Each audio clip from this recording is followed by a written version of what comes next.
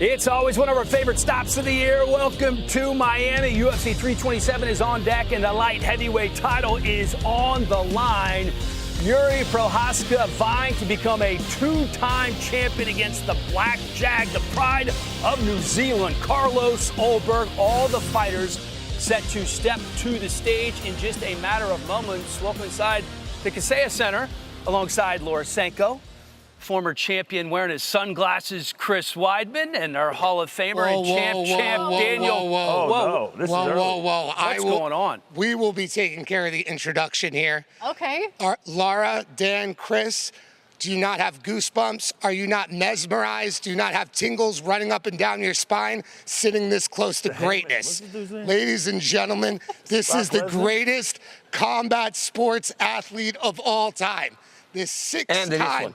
This one, yes. The six-time UFC world champion, the two-time Olympian, the captain of the Olympic wrestling team, the only man in history to simultaneously win the world heavyweight and the light heavyweight UFC championship of the world. Ladies and gentlemen, the greatest combat sports athlete of all time's biggest accomplishment is he did this all over the age of 30. Yep. When you knocked out Stipe, you were 90. Hey. When you beat Derek Lewis, you blew your back out. Andy, back on track. Sorry. Andy, how old was he when he beat John Jones?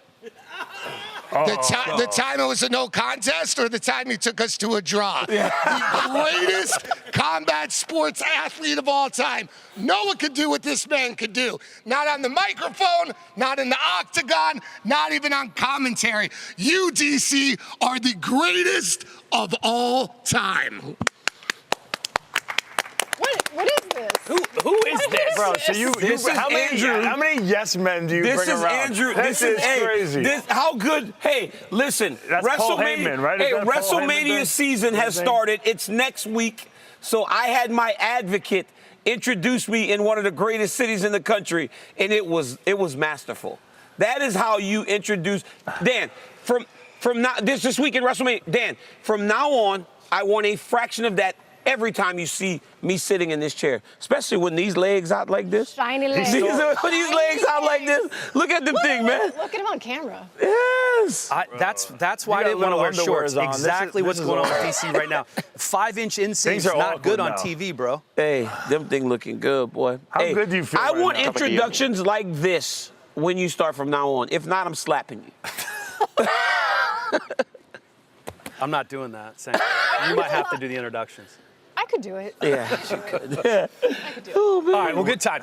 Thanks for being here, Andy, wherever Andy went. Yes. Didn't know who Andy was initially, but it's good. He's my advocate. Yeah. They own restaurants together. Yeah, Yes. exactly. Yeah. I see how it works out. He's got DC's money. He will be in Vegas with me at WrestleMania next week. All right, well, that's next week. Let's get to the here and now, what's going down in Miami at UFC 327. A heck of a fight card. Chuck Buffalo, Francisco Prado, and the curtain jerker, Vicente Luque, moving up to middleweight, facing Kelvin Gastelum. We have a massive top 10 strawweight matchup between Tatiana Suarez and Lupi Godinez. Mateusz Gamrot taking on the fast-rising Esteban Ribovics. We have welterweight veterans Kevin Holland and Randy Brown. That's kicking off the CBS portion of the card. Pitbull and Pico going to be in the featured prelim. And then the main card starts with the legend Cub Swanson making his final walk against Nate the Train, who is always down for a good strap. Dominic Reyes and Johnny Walker, top 15 light heavyweight matchup, the final card, or final fight on the CBS portion of the card. How about Josh Hokit making all kinds of waves this week, taking on Curtis Blades. The co-main, Azamat Murzakanov against the former middleweight contender Paulo Costa, and our main event, Yuri Prohaska and Carlos Ulberg for the vacant light heavyweight title. And with that, we return to normalcy, welcoming in the voice of the UFC.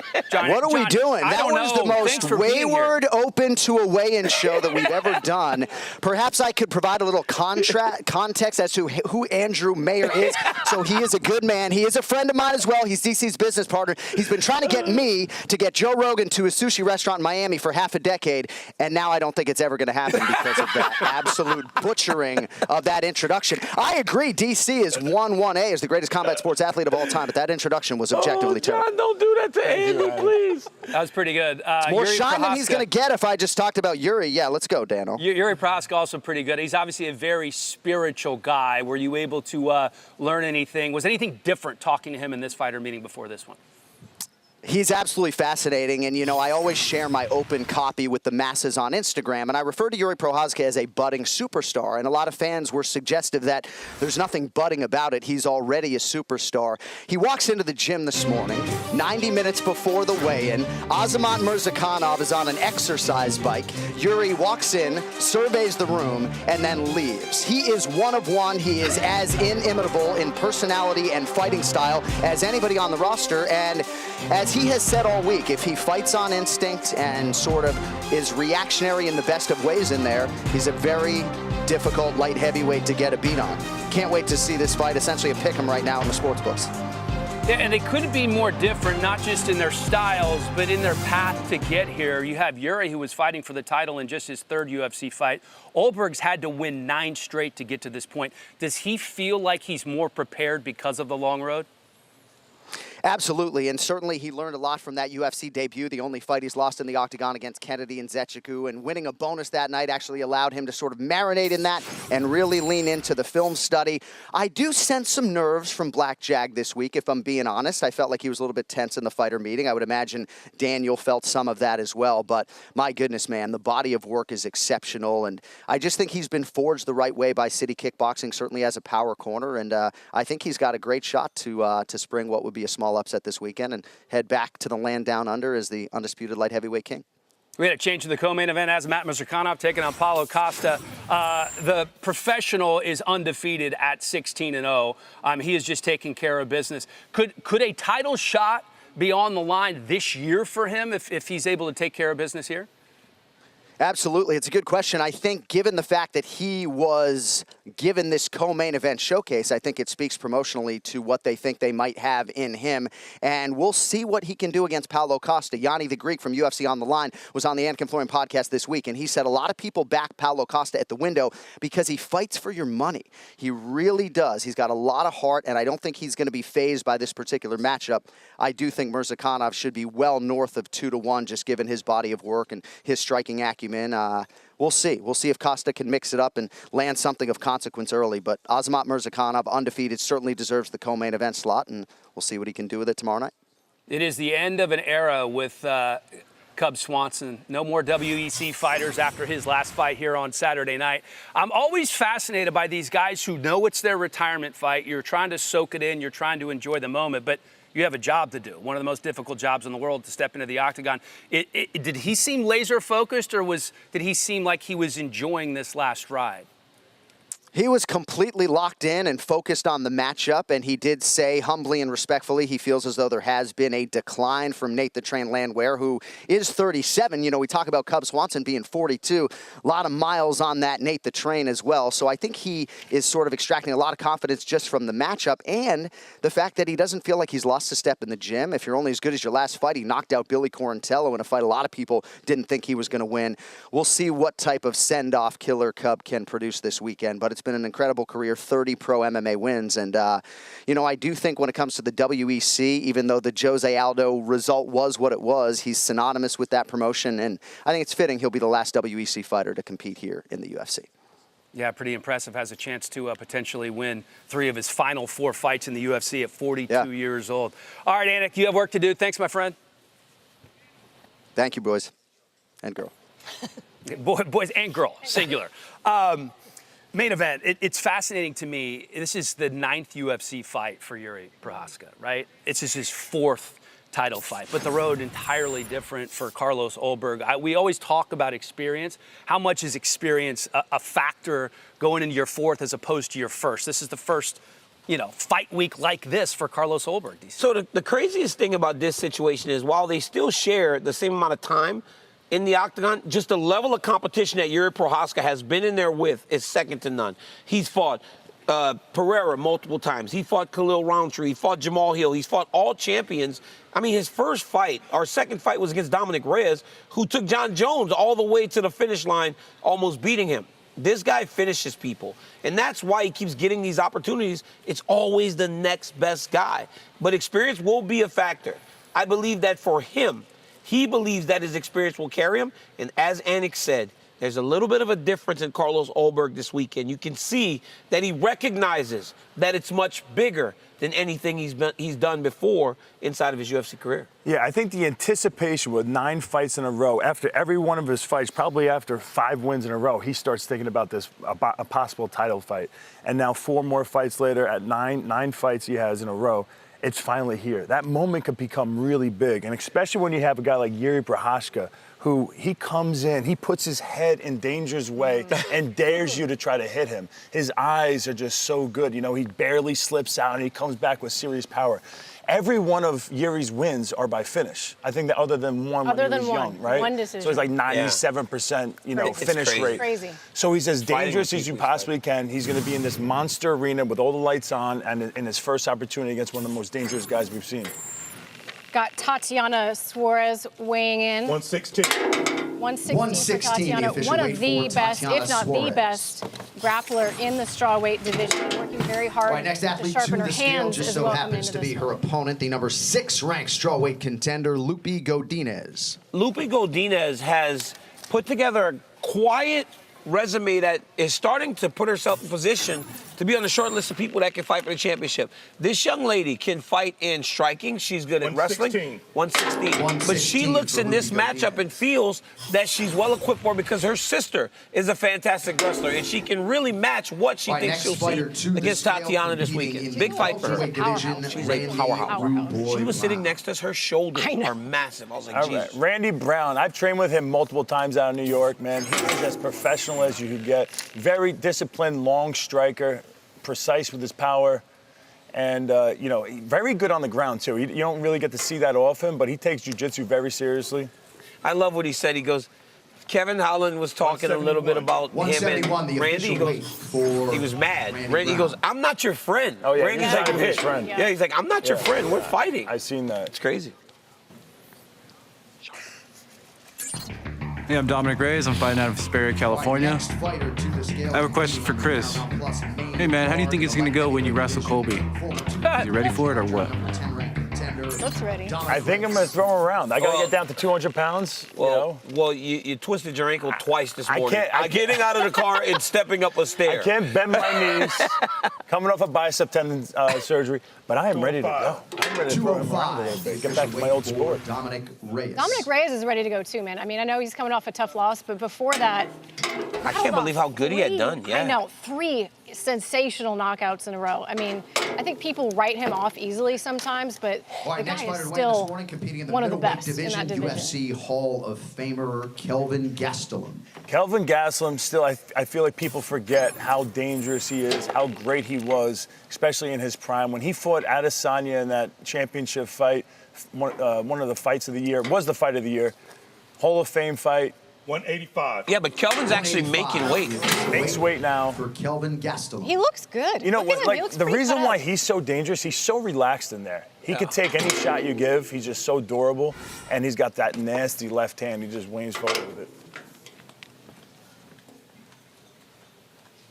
All right, next fighter to the scale, one half of the co-main event, the light heavyweight division, former middleweight title challenger, Paulo Costa. Paulo Costa moving up to 205, which is a fascinating move to me. He said he's still leaving the door to go back to 185, still very much open. But I mean, you look at him here on the scale, like he very much looks 205. like a light heavyweight. That last performance of his against Roman Kopylov, if that version of Costa can continue to show up, he's going to be a major factor in this division. For him, I feel like it's always been about focus. You know what I mean? Like, does he want to be here or not? And when he does, all right, next fighter really, really morning, and I think making weight was probably a big part of that. Contender Mateusz Gamrot.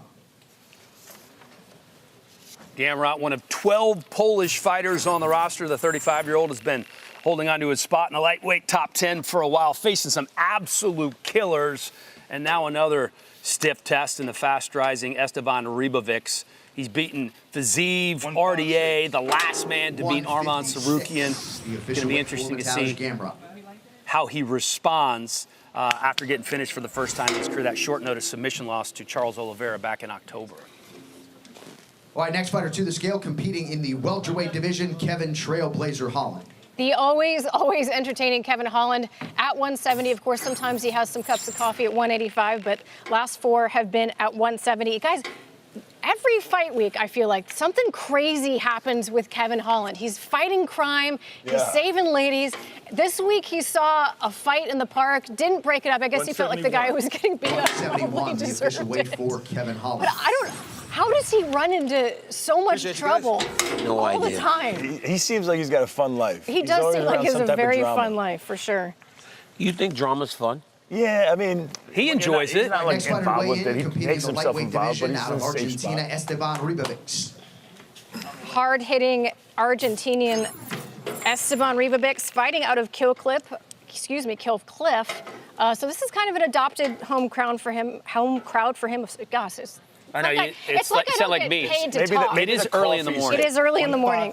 Is that Cuban coffee? Oh. That Cuban coffee put one of our producers in the hospital. Gotta be careful. You gotta be careful with that Cuban coffee. All 3 of his last fights have been fight of the night. That's gonna be a 12th-ranked fun one. contender, Johnny Walker. We can laugh. He's alive, guys. He made it through, so we in can good laugh shape. at him. But I mean, he was really. Speaking of good shape, Johnny Walker. Oh yeah, Johnny Walker. You know, this kid starting to wrestle a little bit now, right? You guys didn't tell me I was doing Johnny Walker. I didn't look. I was making fun of Zach. But Johnny Walker came out to my gym a little bit, worked on his wrestling, and this guy immediately, that takedown against the 2 fights ago, right into a takedown. Very coachable, very good at striking. If he can tighten his game up, Johnny Walker can still be very good in this division. UFC appearance, Patricio Pitbull. Patricio Pitbull coming off his first UFC win against Dan Ige last July. It was a great win. One of the most, if not the most, credentialed Bellator fighters ever to make the way to the UFC. 3-time featherweight champ, lightweight champ, simultaneous 2-division champ. This guy really did it all. 145 outside of the octagon. And it's crazy that this fight with Aaron Pico never happened outside of the UFC. Yes. So how awesome is it that we're getting Well, they here were in scheduled Miami? to fight in Bellator at the end, and then because it's happening now. It's a big fight. It is. I don't know. I mean, I know that welterweight we'll talk about it a little bit, but it's a big fight. In the middleweight division Saturday night, Vicente Luque. You know, Vicente Luque is a guy that honestly has some. It's a big decision time for him. He's got to start getting it going back in the right direction. You know, a lot of times you see a guy going up a weight class, they get towards the tail end of their career. It can be a very 185 for Luque. But Luque believes that he still has a lot left. He's got to show that. During his prime, though, he was about as exciting as any of the guys that we had seen in this division. I mean, the guy has 9 performance bonuses. They were fun, and he was very, very good. And CBS, Nate the Train Landwehr. Yeah, Nate Landwehr, this is the first time in his career he's coming off of back-to-back losses, so you're going to see a different Nate in this fight. He's one of these guys that needs to get hit before you see the best version of him come out. I still think the problem is, like, sometimes you get hit and that's it. You know, you don't get another shot. I still think his fight in San Diego, I don't know who he fought. It was one of the greatest fights I've ever seen. Was it the David Onama David fight? Onama. Oh my God, that was such a great Next man fight. up is his opponent, the mixed martial arts legend, weighing in for the final time as a professional fighter, Killer Cub Swanson. What's up? It's Cub Swanson, fighting out of Bloodline Combat Sports in the city of Orange, California. And my question is for DC and Chris Weidman. And I just want to know, after retirement, where are your favorite places to eat? You know, 'cause I don't got to make weight anymore. I'm over it. You guys got to help me out. 146. Hey, Cub, find your favorite restaurant, make them put a table in the back corner and just leave your name on it. Pizza That's the way it goes. Baby. Pizza and bagels might go too. Really? Now I gotta make weight. I'm on the Mexican food. Mexican food? Oh, my God. Hey guys, it's Markel Madero's fighting out of MMA Lab in Phoenix, Arizona. Hey DC, I got a question.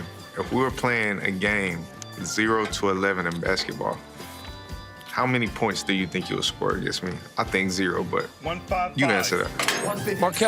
Markel done lost his damn mind. If I play basketball with Markel Maderos, I'm beating him. There's no way I am beating Markel Maderos in basketball. You're not beating Bro, anybody. Markel Maderos has lost his mind. You see what happens when these kids win some fights, huh? They start getting cocky. I'd beat Markel Maderos 11-4. I don't think so. He's a child. Well, This man, not much older than a child, 23 years old, Francisco Prado, and he's already had 5 UFC fights, one of 2 Argentinian welterweights on the roster, along with Santiago Ponzinibbio, 12 pro wins, finishes in all of them. 170. Little judo. 170. He does. It's the jaw. Yeah. It's the jaw, yeah. Great jawline. People get plastic surgeries for those jawlines. I think Helly was. Next man up is his opponent in that welterweight prelim, Chuck Buffalo, Charles Radke. What, me?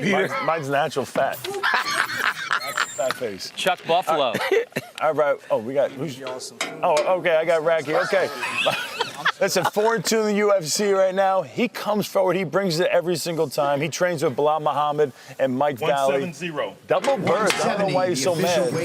I saw him in the elevator the other day, and it's like we didn't know each other. So I was like, "What's up, Charles?" Yeah. And he just looked at me and said, His only loss. Did I say something at the commentary table that pissed you off? I pissed him off.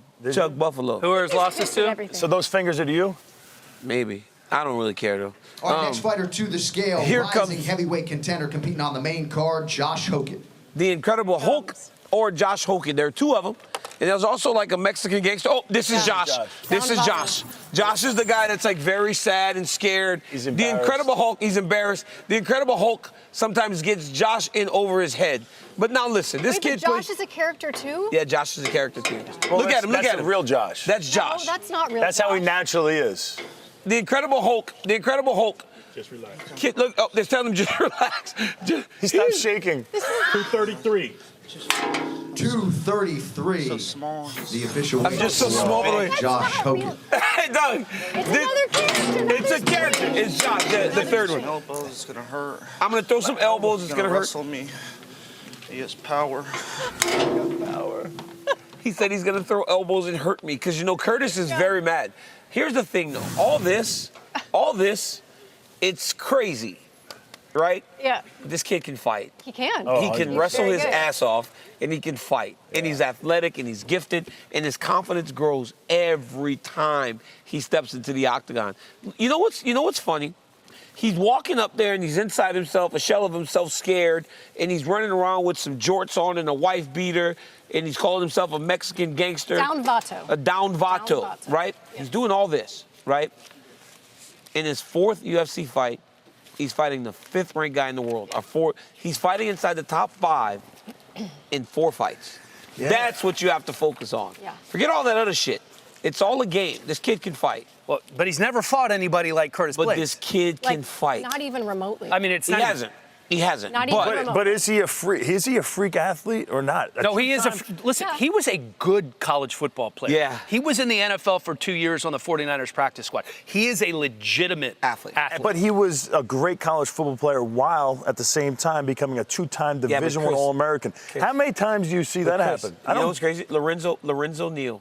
Remember the fullback, one of the greatest fullbacks in NFL history. He was an All-American at Fresno State too while playing football. But here's the thing, though. Lowe actually would commit himself to wrestling more. Hokit did it in the offseason for 4 months, and then he would just go right back to football. That's impressive. That's how you know he's a freak. Because generally, you don't get on an All-American podium if you're not 100% committed. Yeah. He was a football player first, a wrestler second, and he got on the podium twice. Don't let all this bullshit fool you, man. No, I'm in. Don't let all this bullshit fool you. But this is either a really good matchup for him or a really bad matchup. So you know, Curtis also told him he's a better wrestler. And then he said, but I just beat Dontel? That was Freeman. Freeman, yeah. His last fight. Yeah. He beat Freeman. He goes, but he lives at the Olympic Training Center. I took him down. When he's wrestling real wrestlers, you're telling me Curtis Blades is better? So he's in all of this, right? He's still thinking, Curtis ain't a better wrestler than this guy. It's going to be a hard fight, but... Yeah, Curtis was a junior college national champion. I think he had a little time, Division I, but not much. Not like this dude. Not like this dude. No, this guy is definitely way more... If he wasn't so... But wrestling and MMA, not entirely different, but the way, I mean, Curtis just has so much experience against the top of the division. Like, he's been in the UFC for a decade. Yes. And he is so much bigger. You know and why? has a huge reach. But the experience of wrestling at the Division I level really matters a lot. You're going against top-notch athletes who are just super tough, grinding every day. Most of the guys have to cut weight every week. It's just a lot. You have to be mentally. I want to give you one. I want to give you one example real quick, and then I want to say one thing, and then we're going to get back to Hokit. Yeah. Bo Nickel looked great until he leveled up and didn't look great. Yes, but to Bo's defense, no one was giving DDR. RDR. Yeah. Nobody was giving Reinier de Ridder the credit he deserved. Bo Nickel should have never been in there with Reinier de Ridder. Now, this is a big step up for Josh Hokit, but we also don't know. Who wears short shorts? DC wears them, I do. I'll be honest. If I had legs like you, look at these muscles. And I know they're strong. Look how shiny your legs are. Can you show up? Can you stand up and show everybody your legs? Spin around. I've got great legs. And he's got a good butt. He's got a decent butt. They are. Those are 5-inch inseam. Look at those bad boys. I got great legs. But we don't call them stems. We call them gams. Gams. Listen, Hokit, real deal. Now, where he's gaining his confidence from is watching Jail Almeida take down Curtis Blades so easily. Yeah. Right. Now, what happens if he can't, though? That's where it becomes interesting. Right. No, that's a good point. Well, go ahead. I was just going to say, we have our main event guys have yet to weigh in, right? So, and Yuri is, I understand we have spotted Yuri, so he is ready to weigh in shortly. Did you see? I'm not worried about Which is them. so honestly dumb because the guy's in great shape. But did you see the picture comparing Chris Ulberg last year to this year? And people were talking about how he's a little fat. And I'm like, how could you possibly say that?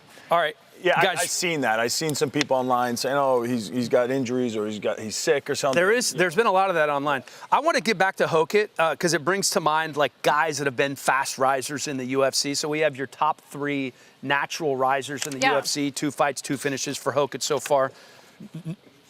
Like natural guys that have come in, they've started the UFC off Contender Series or somewhere else. Yeah. Not guys that have come off. I just have the worst list of all time. I think yours is pretty bad. That's why you're going after Did you not pay attention to the questions again?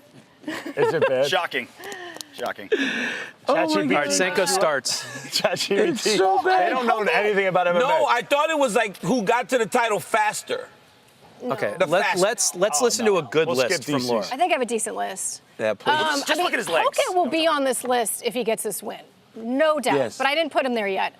Rizvan Kuniev, all right? He beat Jailton Almeida, who was very highly ranked at the time, in his second UFC fight. And now he's ranked number 7. That's crazy. Wait, Kuniev? Chris has no the idea guy who this is. the guy who Curtis Blades just beat? You said Kuniev? Did Curtis Blades just beat him? Yeah, Curtis Blades He's just beat him. still I thought that was his ranked number debut. 7. I thought it was his debut against Curtis Blades. But then he beat Jail Almeida. He's still ranked number 7 in his second fight. I didn't even know he beat you. Can you wait? Can you wait your turn? Seriously. We're conversating. This is how TV works. Natural conversation. I love when Weidman tells me how TV works. At the beach, this is how we talk. 3 years at the later, he beach. finds his Fair camera enough. and he's telling Dan how TV works. Yeah. By the way, it's very difficult to look at Put you. this on your lap. through that. I keep looking at this sit on damn it. thing. All right. Just sit on it, yeah. All right. Lonnie Kavanaugh just beat Brandon Moreno in Mexico City, which was crazy, in his 4th UFC fight. Beat a major champion of the division. Now he's ranked number 6. David Martinez, who, by the way, is not a surgeon, beat Chito Vera in his 3rd UFC fight and is now ranked number 9. His 3rd UFC fight. Bro, fastest rises. You have no champions in there? No, risers. They weren't supposed to be champions. Well, what if they necessarily. became champion? Isn't that even better? No, it doesn't have to I be. mean, sure. All right, guess what? I pulled the okey doke on you guys. I was here we lying. go. I had a real list. This is my list. What is it? Joshua Van, Cain Velasquez, and Shane Carwin. Cain Velasquez, 2-0, bro. They couldn't find him fights on the regional scene, so they put him in the UFC. Immediately, he went and fought Czech Congo in How many fights until he was fighting for the belt? 6. Okay. That's okay. That's the only reason I kept him off mine. Joshua Van, a young kid who didn't even know how to wrestle. He's a world champion now. And Shane Carwin, dude, interim title 4 fights into his UFC career. He was huge. That's Beat great. Frank Mir. You got to think about some of the guys that How they many beat fights too. did Joshua Van, though, have? But before- but think about this. He Even was Van lost. fast, but like... But like listen, 8. but even this though, right? Like, but even this, right? Like when he beats Gabriel Gonzaga in like his second or third fight, that's a big deal when Gonzaga was as good as he was. And when Kane fought Czech Congo, he was like 2 or 3 fights into his UFC career, and he already had beaten him, and then he beat Rothwell and all those guys to become world champion. Well, that's a good one. I just yeah, wouldn't it's a put good Van list. on- I wouldn't But I put was Van on messing there. around. It's not all. No, you weren't. They just gave it to you. They didn't give me a Laura. They did. Oh, I saw we're it. back to that now. We're back to this, Laura. I mean, you barely let me talk this show, so I feel like I have to fight We for still my... have 2 hours. It's Weidman's turn now. You guys have been nothing but disrespectful to me in this. You know, there's not too many things that I've done great in my life. Oh, you're right, Chris. But unbelievable. Oh, my God. Chris. That is number 1. Well, let's start at number 3. Ilya I guess Topuria. there was that one guy. Listen, he's fighting for the title in 6 fights. Then we go to Alex Pereira. He's fighting for the perfect. title in 3 fights. I would give him the nod as number 1, but he had the whole Israel. He had a lot of hype, though. He He was had a lot of a hype. K1 kickboxing champ. That's exactly what we're talking about. Kind of like home. That's not MMA. That's not Chris, MMA. It's like a Natural- great wrestler coming in natural with a. risers. Chris, That's you like know- Bo Nickel coming in with his accolades. Chris, he would still. He was count. coming from Chris, college. He was the most artificial riser. He was brought in purely to fight Izzy for the title. Chris, you know it's bad when hell is Well, that's corrected. why I put him at number 2. You said ChatGPT failed you. I just want to. Can we just show Hang on, the I'm format? looking at my notes. It's Can we show the beautiful. format? It's beautiful. The emojis. Yeah, I love that's that. ChatGPT. That's clearly right. ChatGPT. 100%. Look at Yeah. the different fonts. Hey. Oh, Yeah, wow. Like, Yeah, but what he don't does, give my but answers what he away. does is he puts his information and then it just formats it for him. Yeah. What I which do is very I go, smart. hey, ChatGPT, Yeah. here are my notes. Make it nice and organized for TV. That's exactly what you And so did, I huh? feel really smart, and it did a great job. Chris Weidman, title shot in 5 fights. Chris. in 2 years. That's pretty good. Breakout I'm sorry, fighter of the bro. year. The next year, fighter of the year. Yeah. Fighting the greatest of all time. 9-0. I'm sorry, Chris. Knocked out Mark Munoz. I am too. Then That's Damian Maia. appropriate. That's Yeah. actually right. Like, Why I wasn't it really, on your guys' list? That's actually a great I one. really messed That's a up. great took you too long. I'm apologizing. No. I'm putting my glasses on. I'm not talking about this show. Promise? All right, now to the best list. RJ. RJ, you All better. right, here's mine. I didn't go hipster. I normally do. I just went all the big names. The number 3 I understand is controversial. We don't remember when he first came to the UFC. He'd been tapped in 2 of his last 5 fights. Like those Yeah, he who was- knew yeah, Anderson knew I knew. he was No, good. no. But Like you not- kind of knew. Joe Rogan just talked about this on his podcast. You should listen. He talked about Anderson has a Silva podcast? being such a big name coming over, but the Vegas lines didn't realize it, and he was telling all of his buddies, Those "You got to who- put money. He's going to beat everybody. He's going to be a champion Those so fast." those who knew he was good. But like he'd been tapped 2 out of 5 times Yeah, before that's that by true. 2 kind of nobodies. Rio Chonin wasn't a nobody, but he had a title fight in a second shot, right? I agree, That's a fast RJ. question. He was on mine. That's a good one. Shane Carwin, for the same reason, right? All first-round knockouts up to his interim title shot. That's even at heavyweight. That's crazy. That's crazy. Yep. George St. Pierre, in his 4th UFC fight, got a title shot. Came into the UFC with only 4 fights, and then of course he became the greatest of all time after that. Yeah. He was just a I baby. forgot he had How some did everybody- fights How many in the fights? UFC. How many fights until he was fighting for the belt? He had 4 fights out of the UFC to get to the UFC, and then 4 fights to get. This 4th fight was a title Oh, shot. that's impressive. Yeah. That is impressive. Yeah, I should have put him At 170, like a deep, good weight He's class. the real number 1. No, I think yours is really good though because Well, who you did were he just like- fight? Who did he fight? Was it Hughes his first Matt title Hughes. fight? Yeah. And then you got that spinning armbar Yeah, from the that was Kimura sick. that That was everyone in sick. every jiu-jitsu class around the world after that Oh fight yeah, everyone all practiced that. Yeah, everyone was doing that. Yeah. You know who's on that same time frame? Everyone but DC. DC doesn't like jiu-jitsu. You don't think jiu-jitsu works? Yes or no? Be honest. Be honest to the people right Who's now. hosting this show? Why, Chris? Why would you do that, man? No, this is interesting. I want to hear an answer. Bro, just say, do you think jiu-jitsu works? Yeah, I man. do. It Yeah, works. man. Not on you, though. Not on you. Just not against good wrestlers, man. Yeah, oh, okay. Yeah. So Not you're a against good wrestler. So it Yeah. doesn't work on you. That's why I never got submitted. Does it work on me? We're all 3 of us are all-American wrestlers. We Did I mention literally- that? We're all 3 Dude, all-American wrestlers. Don't do that. We're all Stop not trying to do all that. the same. Hey, bro, so like, mad.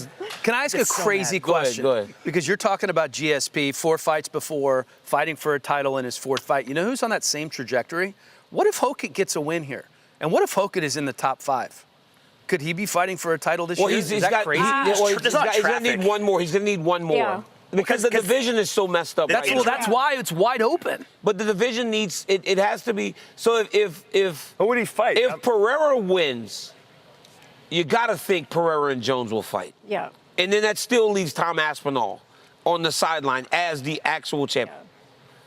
The Volkov or Waldo Cortez. So let's say. So you're telling me there's a big difference, right?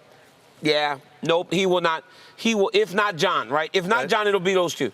But it has to be Aspinall if it's not. Yeah, but no, take Jones and Aspinall out of it. Let's say Aspinall's still dealing with eye issues. Jones is not able to negotiate or whatever issues he's got going on.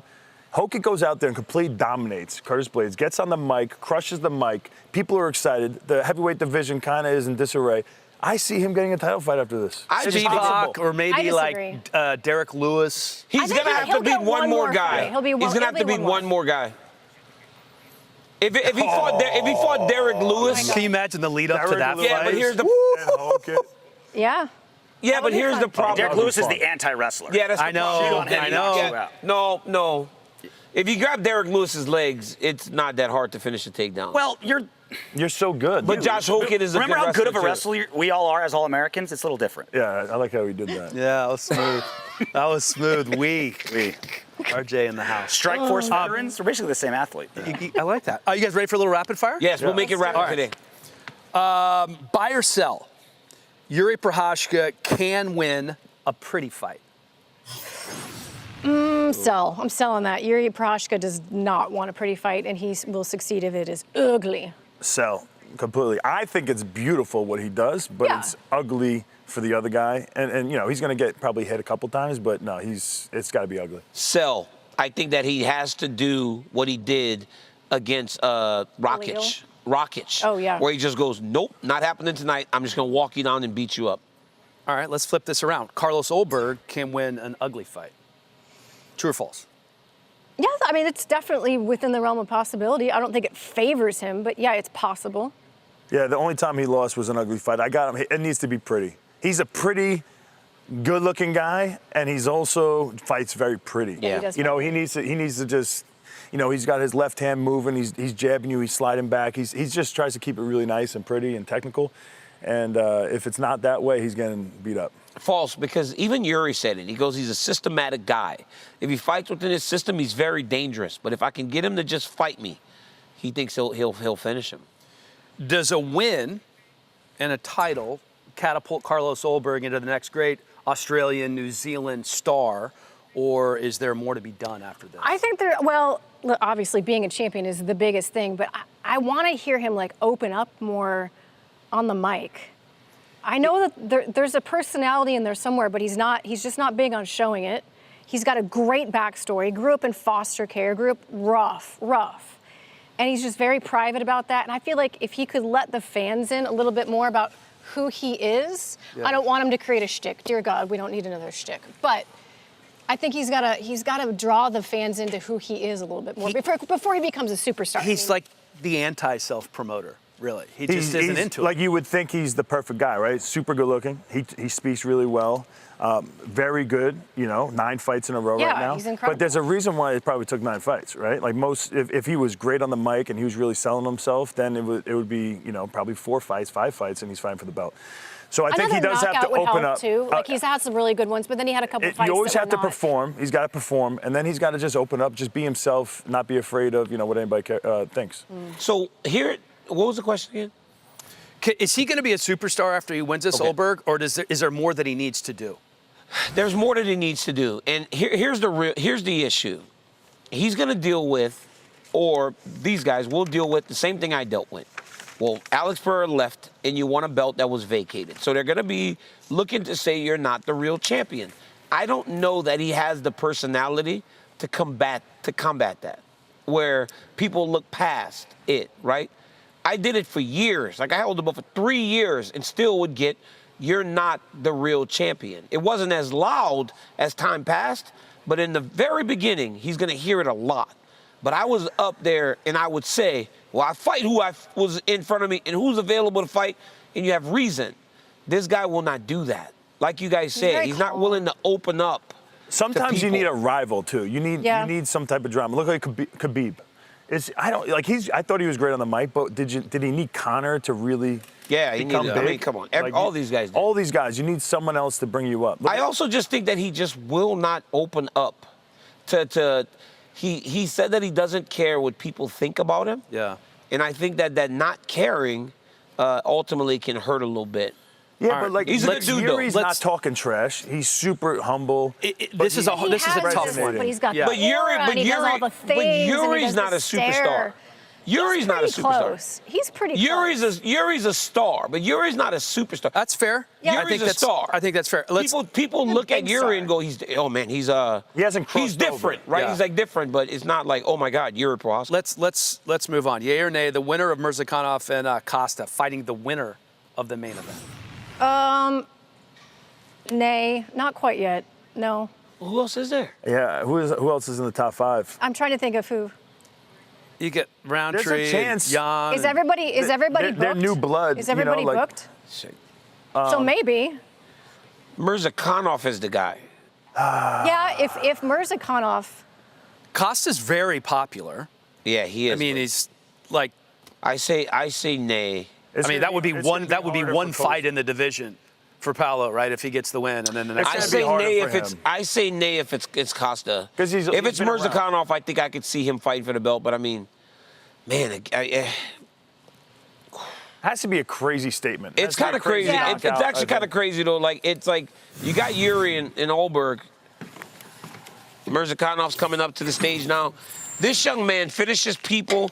This man wins fights, and he's very unassuming, right? You don't look at him and think that you're looking at an absolute killer who has not lost a fight in his entire career, is a master of sport in so many different disciplines. 205, the official weight for Azamat Mirzakhanov. Unbelievable striking, insane speed. He can wrestle. He really can't do it all, right? But again, if we're talking about Carlos Ulberg not having enough to cross over, what can you say about Azamat Mirzakhanov? Doesn't say anything. Like when you see guys. Carlos doesn't say enough. Mirzakhanov doesn't say nothing. When you see guys that aren't like super jacked, because you weren't super jacked, and people looked at you probably growing up like, this kid's not going to be that good. Like, what's your take on those type of guys and the appearance of their bodies? Was that looked like that? Yeah. What's your take on the appearance of their bodies? Yeah. Well, I think Mirzakhanov. I think Mirzakhanov looks okay. I think Kelvin Gastelum has a terrible body. Really? And I said that. I think they were saying I said that. I think Kelvin Gastelum has a terrible body, and that's me saying that. That's messed up. I mean, when I was fighting, I didn't look like Kelvin Gastelum. You're lying. At 205? Yeah, you did, bro. I cut weight with you, even when you were cutting weight. Show me a picture of me at 205. You still had your sweatpants over your belly. Show a picture of me at 205 on the scale. gosh. Yes, yeah, I want to see that. Yeah, they're going to get it. They're going to Which fight? Give him exactly the fight he wants, too. Yeah. Body shaming people. John Jones, 214. Carlos Ulberg's weighing in. Carlos Ulberg's weighing in. He's not fat at all. I know. Did you see the picture I was talking about? We're talking about the He looks moment. great. Like, is the moment just, does it get too big? Do the lights shine too bright? He's been waiting for this moment for so long, and it's finally here. 204. I have to go against Yuri Prohaska. You know what's crazy? How do you train for Yuri Prohaska? He had 4 MMA fights when he came up Contender Series. Think about that. Like, we talk about guys that kind of like grew up in the sport under the bright lights, but we think of them as young and think of them as really, really inexperienced. He had obviously all that kickboxing experience, of course, but MMA is different. 4 MMA fights, Contender Series, and then boom, You know what that is? Run. He went to a great gym. He's surrounded by greatness. So right away you get to train with these guys, and you see yourself grow. And then next thing you know, you're like, I'm actually competing with Israel Adesanya. One of the best like maybe ever. I can do this. I don't know if it's going to get to him because it's not to the level of Yuri, but he's also a very spiritual guy. Does a lot of meditation, and I don't know if he said he reads the same books over and over again. And they're really. Yep. He said because he's a reader. Like he's a reader. He said now he does audiobooks, but he said he'll listen and read to the same things, motivational things that help him settle his mind. This kid's like, and it's about all different subjects too, right? Yeah, it's not like fighting autobiographies. He's a smart dude. Yeah. He's a smart dude. All right, fact or fiction? Back to rapid fire. Josh Hokit can be a legit heavyweight title threat. Fact. I mean, we're going to find out, but I think it's definitely in the realm of possibility. Kid's talented. Fact. I mean, from what I've seen, even Freeman may not be the best guy ever that he fought in his last fight, but there was some moments in there, like his speed, his power in his hands. There was a couple wrestling scrambles. I just seen him. He looked like a cat out there. And for that size, that heavyweight, I think he's that guy. Fact. I think that it's going to answer that question. For years now, we've been saying there are no All-American wrestlers in heavyweight or 205. We'll know if that style can still dominate those weight classes like they did before, because it's going to be him and Gable Steveson. Those two will prove whether or not the big Gable's not wrestler, in the UFC yet. He will be. He will be. The big wrestler can still dominate those weight classes. We have the picture of Josh Hokit. Oh, of DC. Of me, yeah, me. Oh, let's see the picture of DC. Tell me if I look like Kelvin Gastelum. Look at that. That's me weighing in, Chris. That's me weighing in, Chris. That's light heavyweight. That's heavyweight. Bro, Nah, you're hey, okay, on the right side. Hang on. On the right I can side. see a rib. I don't really see abs, and you're sucking in so hard. I'm not sucking in. You're sucking in. I'm literally dying, There are abs. Chris. Look. Chris, I'm literally dying, Chris. That's the best picture I've ever seen of you. Well, yeah, you're hating. Yeah, there you go, Chris. Yeah, in your face. In your face, you look Chris. solid. But I look good at heavyweight, too, though. I don't see multiple abs for cutting all that weight, but how was your diet? Were you legit I don't want to talk about me anymore. I want to talk about Kelvin Gastelum's body. How about we talk about the prelims? 7 fights on the prelims. A lot of really brand names on the prelims this time. Heck, you have Gastelum and Vicente Luque in the second fight of the night. So a prelim that you are most looking forward to seeing. I think they're going to throw it up. Pitbull Pico for me. Yep. That's a fight that, if you're a broader MMA fan, you wanted to see for a few years now, for a long time now, actually, and you finally get it done. So that one's the one for me. Man, it's either Kelvin Gastelum or Vicente Luque or Kevin Holland and Randy Brown. That's a good one, too. Yeah, they're both great so fights. tall. Veterans. That division, too. Not Gastelum, but yeah, Randy Brown and Kevin Holland for sure. Fighter to weigh in, one half of the featured prelim in the featherweight division, live on CBS and Paramount Plus, Aaron Pico. I don't think you get more of a blue chip prospect than Aaron Pico. One of the greatest high school wrestlers of all time. Even DC had said if he focused on wrestling after high school, he probably would have been an Olympic champion. Not just an Olympian. Finals in high school. Yeah, the kid is a freak. He's been boxing since he's a little kid, was a Golden Glove champion. He does everything right. He's so powerful. I mean, he's got a great gas tank. There's nothing that this kid does that you're like isn't literally perfect. He makes mistakes, he's but he perfect. makes mistakes. But on paper, he's everything. Like in that last fight, Lerone Murphy said it was the hardest 2 minutes of his life. Yeah. Yeah, he was eating him alive. He was. Eating him alive, but all it takes is one shot. It's a tough game, and.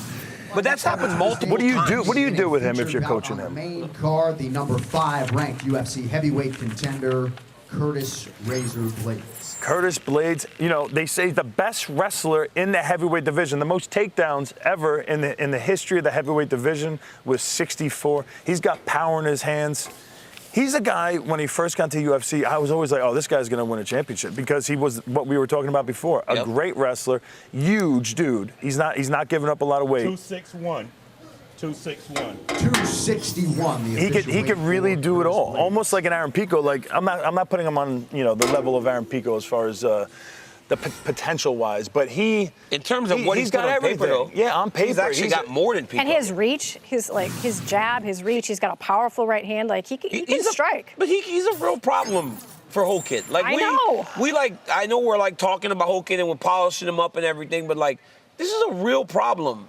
Because Curtis Blades is a monster. And again, we talk about experience in certain fights. They have to apply to all fights, right? We're like, hey, well, Yuri's championship experience, even though him and Ulberg have the same amount of UFC fights, his championship experience is going to be an advantage for him.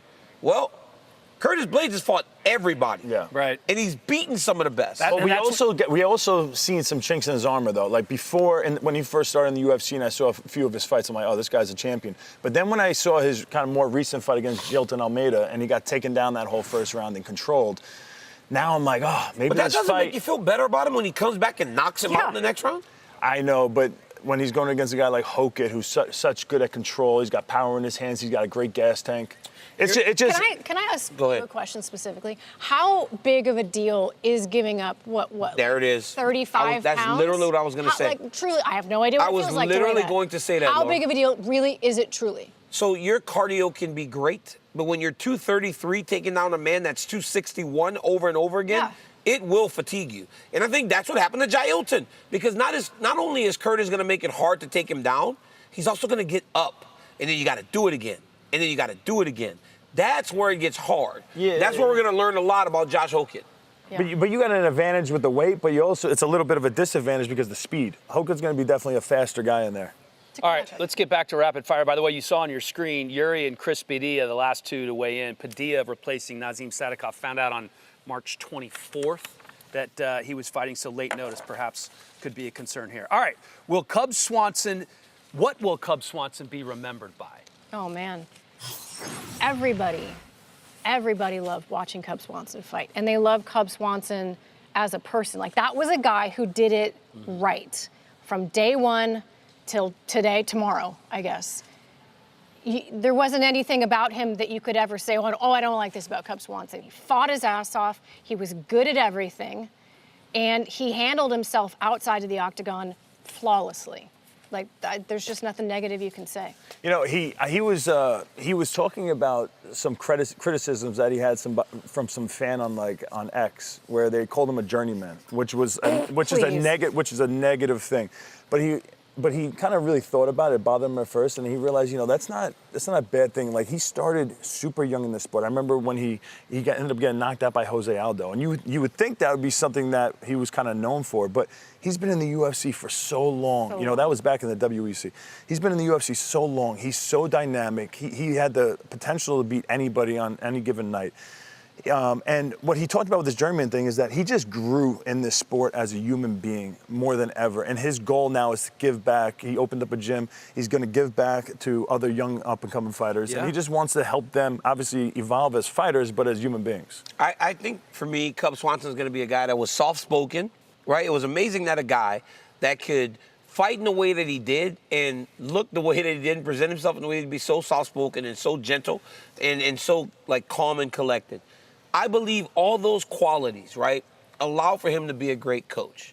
I think that's going to be his legacy. I know Cub has been a good fighter, but I think what he does next is going to be what most people remember Cub Swanson for, right? Some people use the career as a foundation, and then what you do after with that foundation is what did you see? remembered for. Did you see the embedded? They showed his gym. It's so cool. It's beautiful. The swimming pool. It was a swimming pool, and he decided, he was going to do cement and just make it flat like every other gym. And he was like, you know what? Let's do something different, make this, unique. And they just kept the pool in there and put mats on the bottom of the pool. And the walls. It's a huge pool. It's like an Olympic-sized swimming pool. So it's super cool. It's an awesome idea, and I agree. I think he's super passionate about helping these up-and-coming guys. He's been around the sport so long, has tons of experience, and I think he's going to be great at coaching.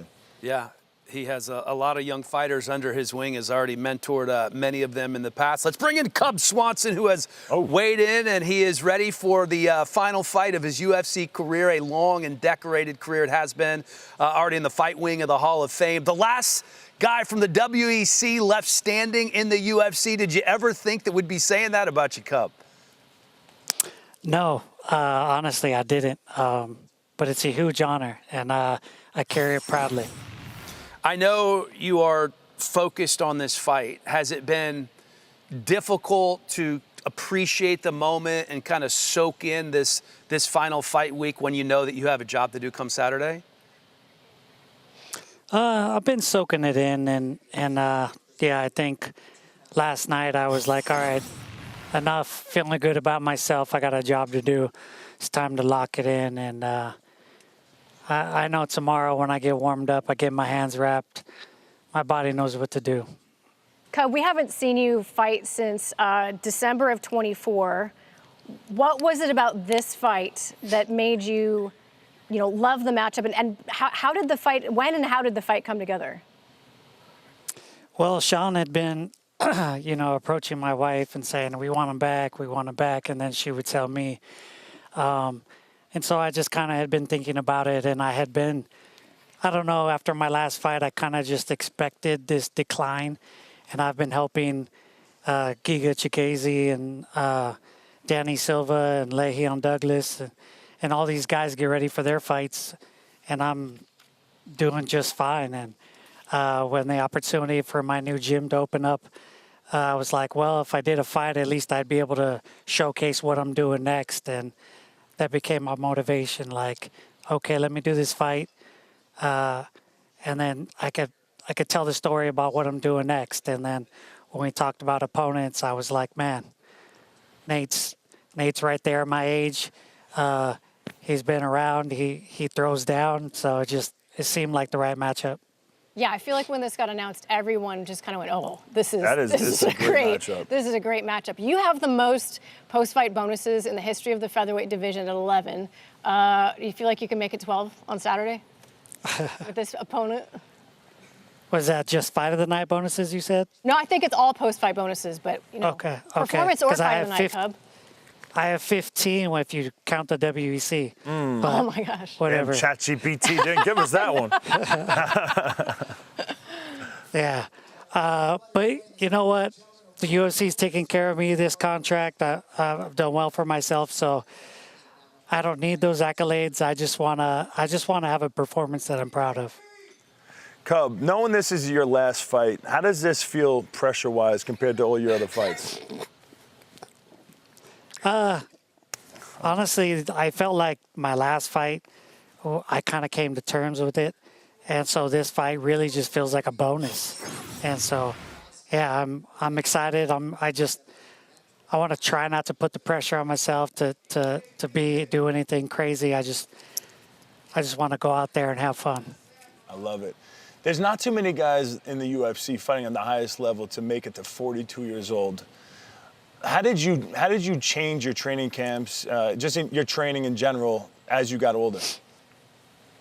I've talked about this a lot. I think I took a negative and made it a positive. So me getting my face broken by Melvin Gillard in practice in a training incident and having to have reconstructive surgery on my face and almost getting my career ended, it made me change the way that I did things. And also I stopped letting coaches tell me, do this because I said so. And I was like, no, explain to me why in detail or else I'm not going to do it. I'm not being stubborn. I'm just not at a place in my career where I can take blind advice. And I need you to convince me of why this makes sense. So that's why I coach that way. I do the same thing. If any of my fighters question my methods, I'll explain it to you, because I think that there's too many coaches, the old school way of do it because it makes you tougher. Like we're past that. Let's be scientific about it. Let's make it make sense. And I think that's the reason why I've been able to go this long, is because of that attitude that I have. Cub, you've done this so many times now. As you get ready for the last one, what's today look like for you? You've made the weight. You have the family. What are you going to go back and do now? I think I'm going to try to catch some sun outside. I've been cooped up inside. I know my kids are trying to hit the swimming pool, so I'm going to soak up the sun. I'm going to have a good dinner with my training partners tonight. Just try to relax, and then, just the calm before the storm, I try to relax as much as possible and try not to get my heart rate up until my hands are wrapped and I'm ready to go tomorrow. Cub, you had your sons with you all week, your twins. I'm pretty sure the wife and all of the kids are going to be here, the whole family.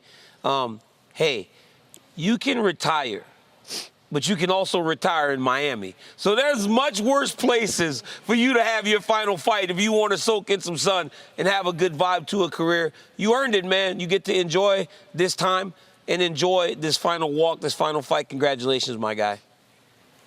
Thank you, guys. I really appreciate it, and I appreciate all the kind words, honestly. So thank you. All right, Cub.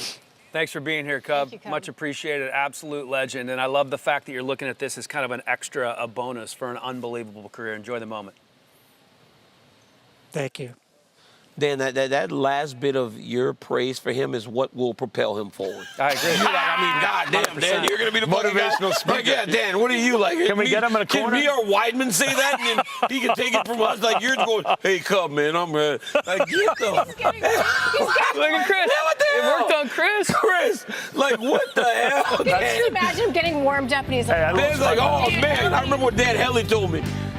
Oh, my God. See, my words affect Weidman. Look at him. You know, Helly's just so motivational. You know, sometimes when I'm going through rough times, I just call Helly. Did you see Cub? Soothing. Did you see Cub when he heard what I said? He just broke down laughing like, yo, these dudes are crazy. Helly goes, oh, yeah, man, this is the one thing that's going to fucking put you over the line, Cub. I do what I can do. Our next fighter, So I'm a great father. in the lightweight division, Chris Taco Padilla. All right, here's Taco, puts his 7-fight win streak on the line against Markel Medeiros. He had that short notice debut, pulled off the upset with that first-round submission finish over James Yontop. Looks like it's going to be close.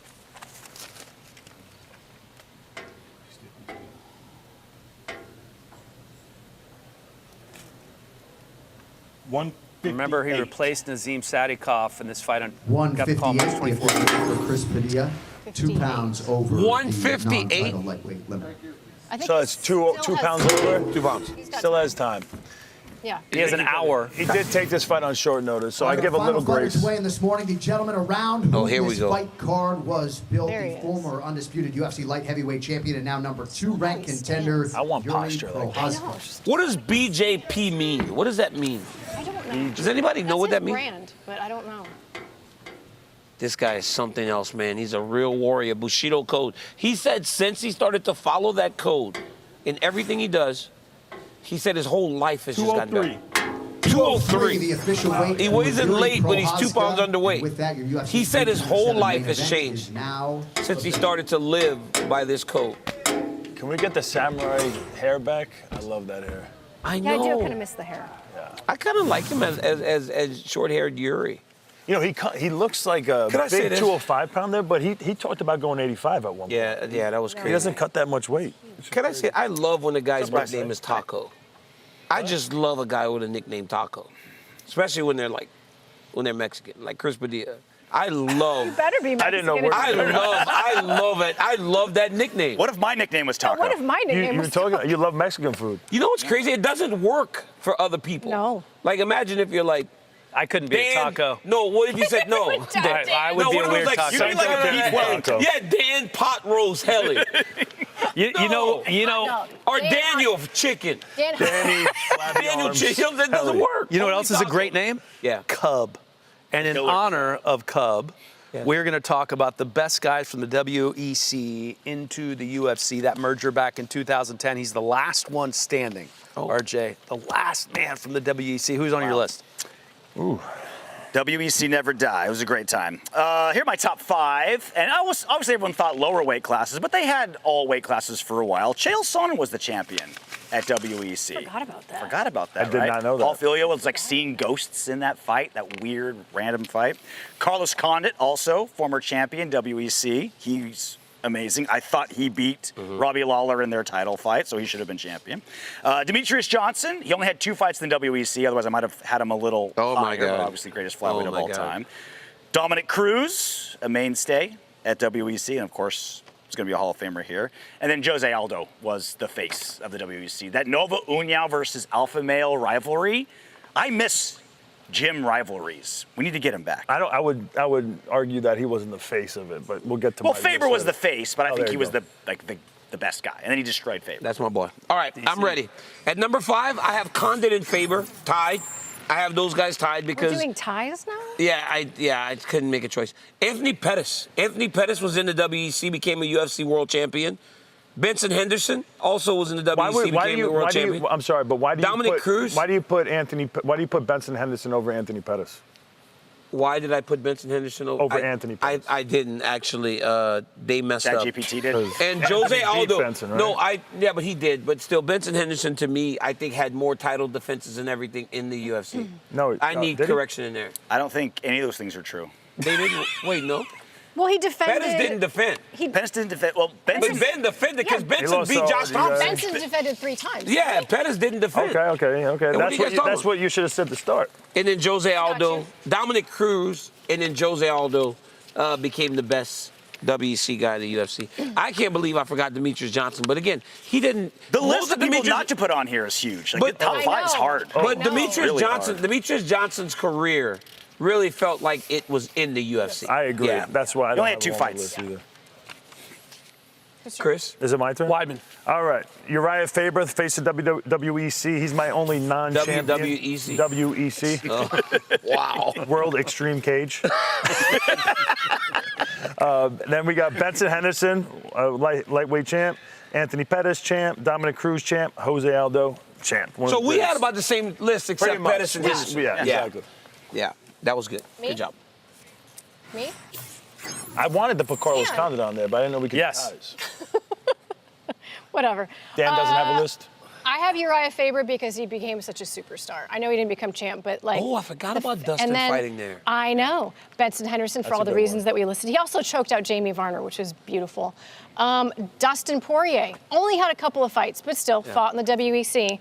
And Dominic, you have to have Dominic Cruz and you got to have Jose Aldo for all the reasons. Why did we forget Demetrius Johnson? Because he only fought twice. Because his career. He only fought twice. He was 1-1 in the WEC, and he was also a bantamweight. Because he fought Dominic there, yeah? Yeah. And he was way too small. He was tiny. You could just tell that Dom was way too much. No, that was UFC. That was a UFC Yeah, fight? it was at I thought that was here. No, it was in the UFC. I thought that was there. How about a couple of honorable mentions? There's a bunch of Cub Swanson. Joe Benavidez. Oh, yeah, Joe Benavidez also. Gilbert Melendez. Cowboy.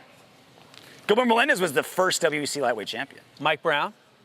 Oh, yeah. Champ, yep. He was a champ. And got to throw Brian Stand in there. How about Cowboy Also Cerrone? champion. Cowboy Cerrone. Yeah. You wrote those down real good, Dan. Well, I was thinking, like, when you were trying to talk to I me, was waiting for thinking, someone to call him out. The inspiration hits him so hard, he can't keep up. This dude, hey, bro, I swear to God, this dude just be saying, you just ridiculous. What are you but talking also, about? like, when Andy was introducing me and you said, how'd you beat John Jones? Just know that's about as bad as you doing that to Luke Rockhold.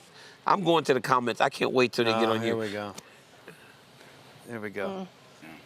Miguel Torres. Miguel Torres was like the He was like man over unbeatable there. He in was like the WEC. GOAT of WEC. Yeah. It was a great time. Did you guys know that the only thing better than watching UFC fights is making money watching UFC fights in the process? The online crew breaking down everything that's going down on Saturday night at UFC 327. Earlier this week, it's your Bet365, the official sports betting partner of the UFC. On the line, weigh-in show hit. Let's go.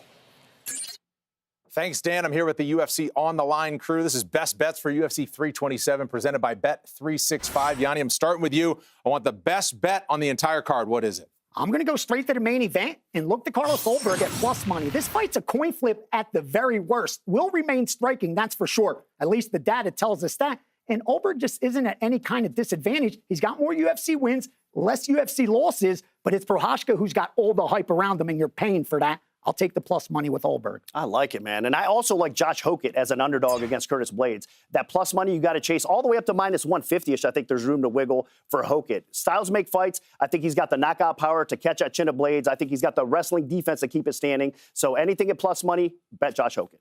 All right, this one is going to be a banger. Nate Landwehr, Cub Swanson. Landwehr has been consistently active against solid competition. I mean, he's got more paths to victory, and this price is very reasonable. So Nate Landwehr is my best bet. All right, about a minus 150 favorite there. I'm going with an underdog like Yanni and Nick did. Vicente Luque, Kelvin Gastelum. I just think you take the plus money here. And Vicente Luque, plus 200. They've both been through the ups and downs of the fight game. I like them both, but Luque, relative home game as well. He's lived in Florida, South Florida for a long time, so we'll see if he can pull one out of the hat and have another big moment in the octagon at South Beach. UFC 327. There is action across the entire card. Those were the best bets presented by Bet365. Dan, we'll send it back to you.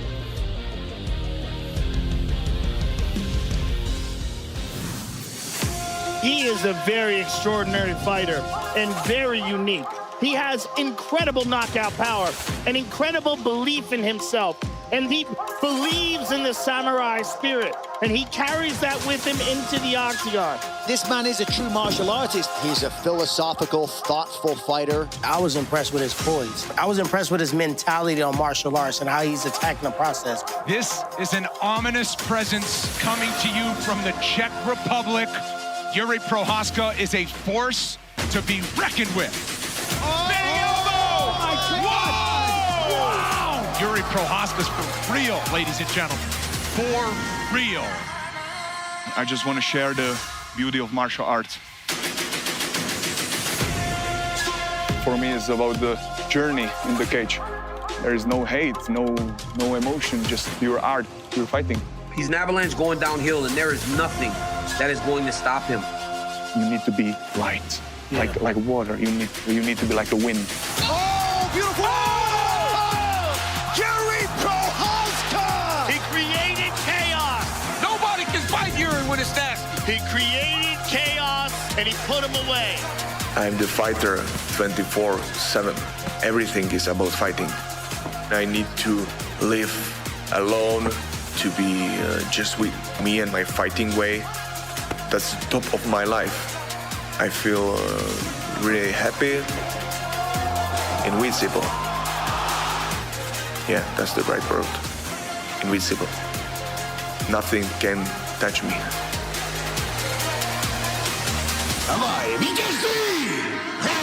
Victory! I think it's fair to say that Yuri Prohaska is one of the most unorthodox fighters in the UFC. Yeah, that's I'm great. sitting with Yuri the other day. I said, Yuri, man, when you're in Miami, are you a superstar? I said, I see you got that nice Rolex on, and I look at Yuri's arm. Yuri's wearing a Rolex on his left arm, and he got another watch, a Timex on the right. I said, Yuri got on 2 watches, man. I ain't never seen nobody. Yuri's walking around with 2 watches on, man. Look, I was like, I don't have him as a man. watch guy. I'm surprised. But why 2? I've never seen. I feel like he wouldn't, like the time of day wouldn't even matter to him. Right? No. Like he would just look at the He's sun. got to call his pregnant girlfriend, and one's check time. and One is like, he said one is for like his heart rate and stuff. But I mean, come on, you don't need 2 watches for that, man. You sure one wasn't just a whoop? It was not a whoop. It was a huge watch. Apple It was like a Watch? no. It was a Samsung? huge. It was like a big Timex watch, and then one was a Rolex. Why not wear an Oura ring or something? Yeah. Good question. All right. You sponsor. Let's talk unorthodox fighters. Weidman, we're going to start with you on this one since All your right. lists have been so good today.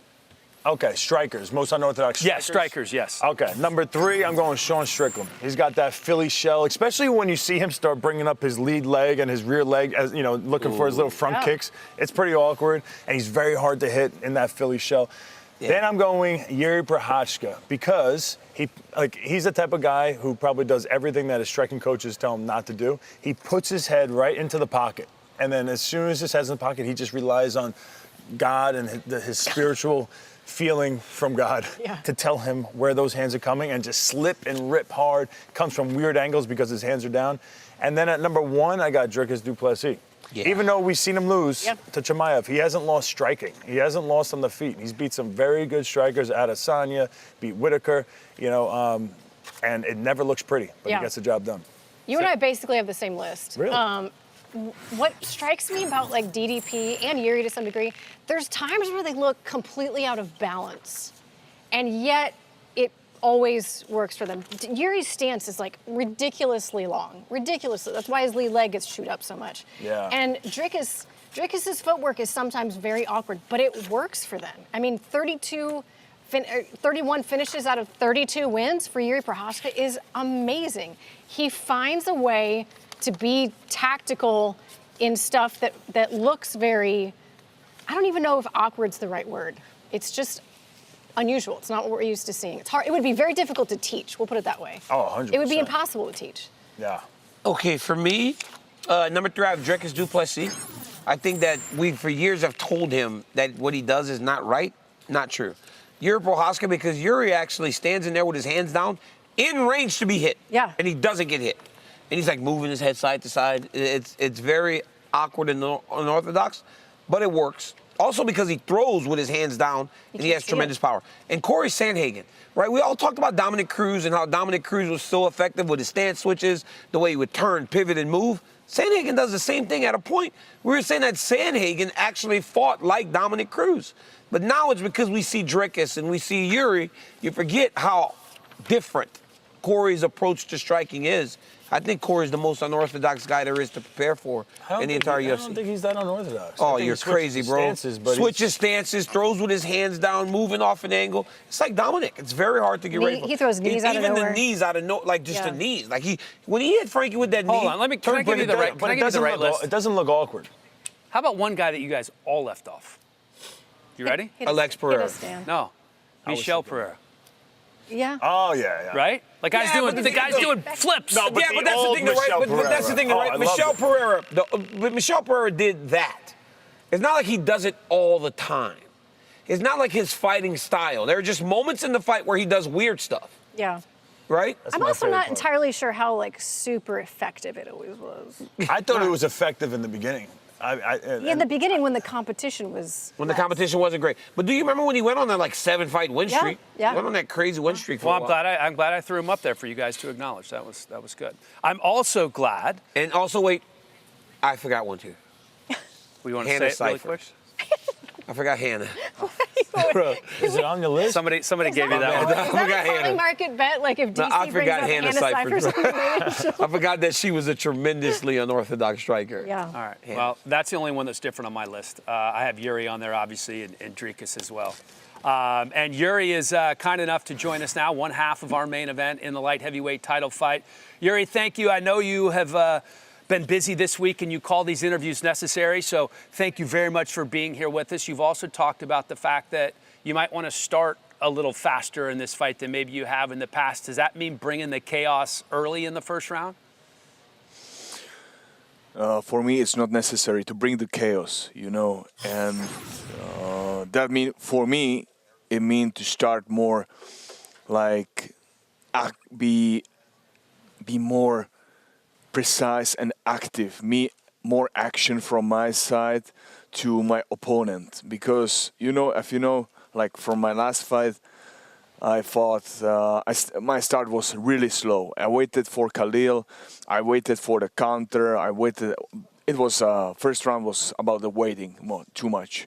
So I think I'm in the mood right now. I can handle that.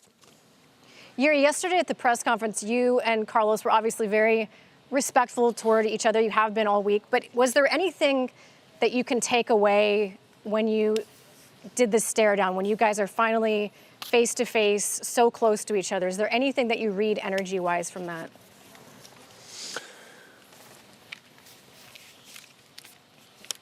Maybe there is more. I will not say anything what I feel like, because I can be wrong in this thing, but what I felt from Khalil, because it's just my opinion, I felt just myself, pure focus, only through him, through his mind, and only one thing that was when we had a face-off on the boat. So he had a glasses, so that was a little bit unrespectful to have a glasses for a first face-off. So I believe he will be courage enough to watch me in the eyes in the official weigh-in. Yeah. Yuri, was there a moment in your career where you decided that you were going to fight different than almost anybody else that we've seen? Because most of us, you go into a gym, you start learning, how to fight. They teach you to put your hands up, cover, come back, just the traditional fundamentals that we learn. But you are so great inside the pocket, slipping, relying on your eyes and trusting your eyes enough to be able to just move just a little bit out of way and then come back with crazy power. Was there a moment in your career where you realized that you were going to be different? Thank you, Chris. It's a big honor to hear that from you. And the key is to be yourself, fully express yourself, fully believe in yourself, in your style, and don't just do don't just film it like everybody knows what was the Conor McGregor style, and many people wants to be like that style, or be like somebody else, or do it like the coach teach us or something. No, find your style and believe in him, believe in that style. So that's what I did. That's what I did in the start when I started in the UFC. I started just to believe in all these moves, what I'm doing. Even sometimes it's a little bit weird, but man, I believe in my timing. I believe in my posture. I believe in my precision, in my eyes, and in all these things. So this is the key, I believe. I love that. Yuri, you've been a world champion before. You've been chasing that world title again. Can you think back to becoming the world champion the first time, and what do you imagine it's going to feel like to recapture that gold after having 2 opportunities that didn't go the right way for you? You know, somebody can say it will be the next possible chance, or it's a lot of pressure. Man, I really don't care about history, about my history, about the past. Only what I can take from the history is the learn, and that's the learn from the first fight with Glover Teixeira, first title fight. That I want to handle this fight in my hand, not just to leave it, not just be in a war and leave my opponents to take action. And from these 2 fights with Alex, man, I believe it's all about hands up and all these things. So I learned a lot, and I believe I'm able to show my step up in this evolution of my fighting this Saturday night, tomorrow.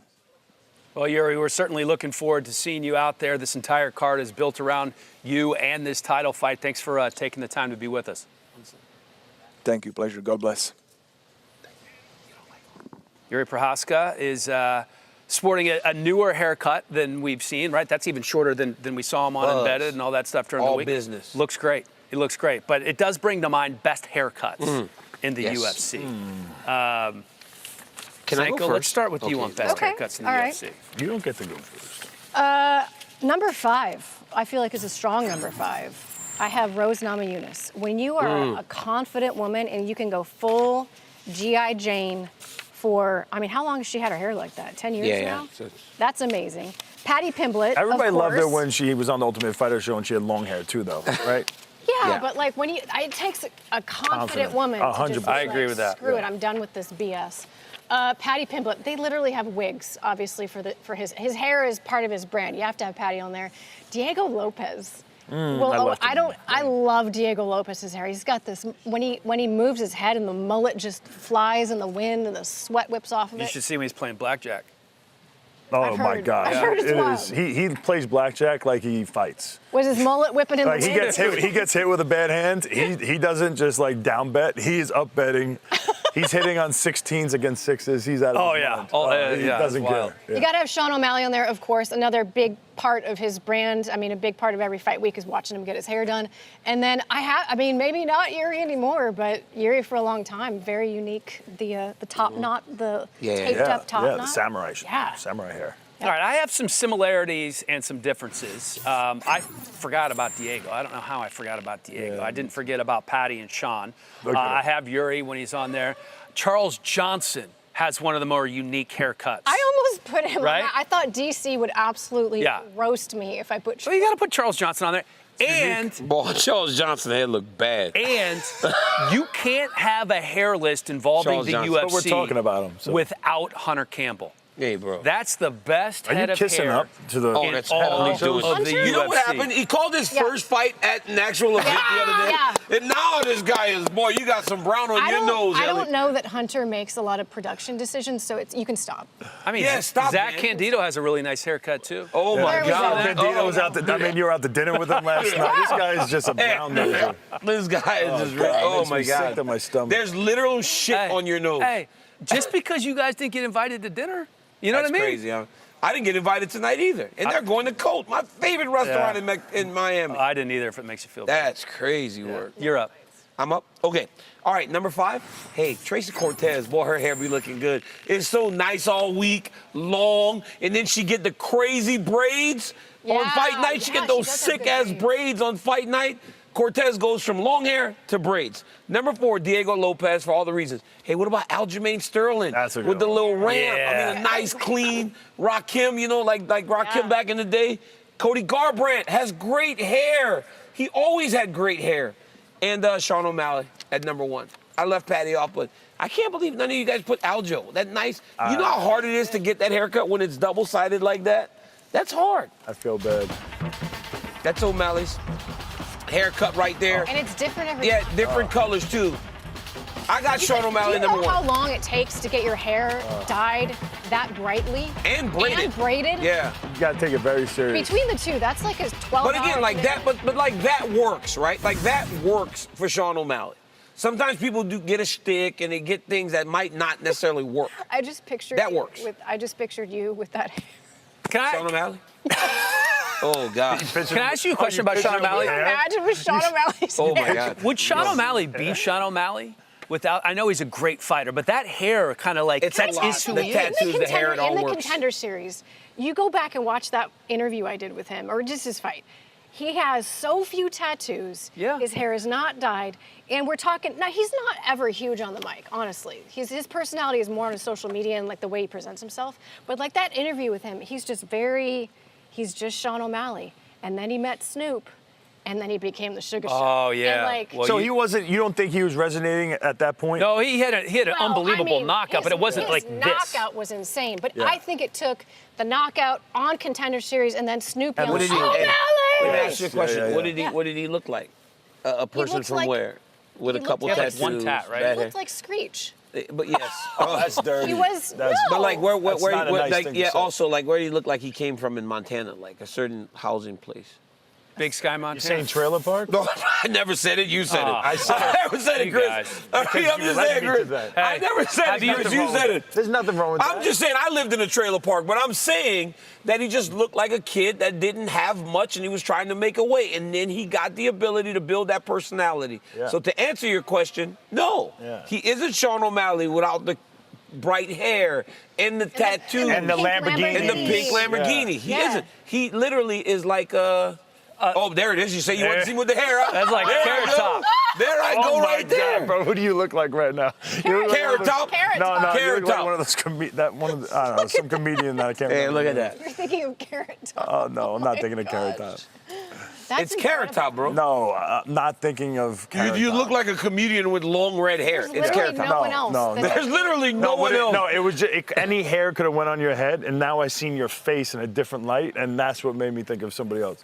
I shouldn't have said anything. Guys, we have a guy no standing name. by. He has been one of the more fun guys in terms of quotable guys this week. Josh Hokit, kind enough to join us now. Josh, been a really interesting week for you. 8 months into your UFC career, and you're already right here on the main card in a numbered event, taking on a top 5 guy. Has this happened maybe even a little faster than you anticipated? I think I saw Laura on the screen. Is Laura there? She's here. I'm here. I'm here. Laura, how you doing, Laura? I'm great. I'm Laura, great. Laura, I don't play chess, but I know a queen when I see one. Oh, wow. Oh, Josh Hokit just became my favorite fighter. Wow. Hey, Laura. Yes. Laura, I know you don't like coffee because you're tea. Okay. Sometimes I serve it, Josh. Sometimes I do serve some tea. Yeah. Josh, I have a question for you. I'm sorry if I made that weird, Laura. Never. I'm sorry. Never. I mean, it's getting real now. I created these characters, the Cholo man and the Vato guy. Yeah, down low Vato. You know, that was like, you know, where I'm from, and like those are like the voices in my head, and then the Incredible Hulk, of course, he fights for me because, you know, me, I'm scared, you know, and. So this is Josh. I'm talking to Josh now. Yeah, Can I don't even have the headband. Look at, my forehead's so big. Oh, mine's and bigger. It's like, and I don't have my headband. I don't have my glasses on. It's just normal me now, you know. So. Can I talk talk to Down Low Vato? Is he available? Or not right now? Is he busy? Hold on. Down Vato? Yeah, Down Vato. Sorry, not Hold Down on. Hold on. He needs the head thing on. Oh, okay. Is that okay? Yeah, of course. Can he put it on? Put it on. Okay. Put it over there. Down Vato? You want Down Vato? I want Okay. Down Vato. Hold on. You said I should just put it on? Jimmy, would you help? Jimmy's nervous. Come on, Jimmy's Jimmy. scared of Down Vato. Oh, no, Okay, don't. Jimmy don't like it. I know a Cholo when I see him. Hey, Laura. Vato! Hey, Laura. Yes. You wanted fucking Down Vato? Yes, can I come to the carne asada? Hey, Can I come? Laura, hey, after I fucking fuck this dude up, dog, Laura, hopefully I get some hyenas like you, dog. It's like right now, like down Vato's down bad, dog. You know what I'm saying? Like I be lonely sometimes, Laura, and so I had to fucking invite a torta over, you know what a torta is, Laura? I do know what a torta is, yes. That's all I'm working with right now, Laura, you know what I'm saying, dog? Tortas like, that's need what's love, up, though. too. Like, Tortas need love, Laura, you're damn fucking right, Laura. So that's what's up, dog. Hold on, I gotta find the tone, hold on. Why'd you bring down Vato, It comes Laura? from the stomach, dog. Yeah. It comes from the stomach, dog. Hold on, like, that's what's up, dog. Yeah. Why'd you bring down Vato? Because yeah, Josh, dog, why'd you fucking do it? Like, Josh is scared, Josh dog. was a And little this is why nervous. I was created, homie. Yeah. Like, down Vato's down, dog. And, like, anybody that fucking wants to come up to heavyweight, dog, could fucking get it, because I'm fucking down like that, homie. Straight up, dog. I'll let you go. I be picking up girls, dog. Hey, I be picking up girls, dog. Vato. And, like, beating up squirrels, dog. Like, you know what I'm saying, dog? Like, you know how to get a fucking squirrel down from a tree, dog? Hey, real fast, can we get Josh back for 1 second? Hey, drop your fucking pants and show your nuts, dog. Damn. Get down Vato. Like, that's what's up, dog. I got Somebody, nothing. why y'all brought down Down Vato? Vato. Down Vato. Down Vato, hey, DC, dog. This is how we get down in Gilroy. You know how we do down Vato. You know how we do in Gilroy. Let's go, DC. You know what we do in Gilroy, down Vato. Come on, hey, look at. I'm kind of built like a fucking torta too, like. We love the fucking tacos, dog. Straight up, dog. Hey, we love the fucking tortas, dog. Like enchiladas. That's it. Look at that torta right there on the screen. Hey, down Vato, look at that nice little Why baby. did you get it? You can fucking get it too, dog. Let's go. Hey, down Vato, real quick. Curtis Blades is mad at you. He real mad. No, Curtis Blades is mad at the Incredible Hulk. What's the Incredible Hulk gonna do with Curtis Blades, down Vato? I mean, dog, fucking, I waited at only fucking 233, dog. But who gives a fuck, dog? Like, he said his wrestling's better than mine, dog. I mean, fucking, I'm a 2-time All-American, homie. He hasn't fucking seen wrestling like the fucking down Vato's wrestling, homie. You know what I'm saying, dog? Yeah, I can't wait for this. Look at that, dog. He's fucking shaking, dog. Look at him. He's shaking, dog. He's scared, dog. Straight up, homie. Oh, my God. Hellcat, you could say bye to Look this at that down fucking Vato. Sith robe, homie. That shit's hard, dog. Fucking Revenge of the Sith, dog. Hey, Revenge of the Vato, homie. Straight up, dog. Thank you for joining us, down Vato. Oh my Good God. luck tomorrow. My face hurts. Oh my God. Hey, Josh thank you, Hokit, a.k.a. Who is it, Don Vato? no, Down Vato. He's down, like down for the cause. Vato. Yeah, down. Oh, Josh is back. Down Vato. All right. Thanks, Josh. Hey, no, Good luck. Yeah, you just talked to the down Vato right there. Down Vato. Well, I had to bring someone out that wasn't. Josh Wasn't is scared. A little timid. Josh Yeah. is a little timid. He's scared a little bit. You know, if you want to do something that's We could fun, have got real answers out of Josh. go look up some Josh Hokit videos from when he played football and wrestled at Fresno State on Yeah. YouTube. They're all over YouTube. Completely different guy. Looks different, sounds different. Obviously, he's playing some characters, but it's Wait, he had characters back then? no, just different human being. He was soft-spoken. He didn't say a lot. They did a local television package that I watched last night. I'm like, this is Hokit? Oh, that's crazy. It's incredible. It's just 8 years the ago. real him. Like privately, because He's awesome. He's awesome. He came to my gym. He's Did he? awesome. Yeah, he's awesome. He's awesome. He's nothing like this. But again, people are talking about it. Yeah, well, that's People are, I mean, that's the key. You know, they say the biggest issue in fighting or for a fighter is indifference.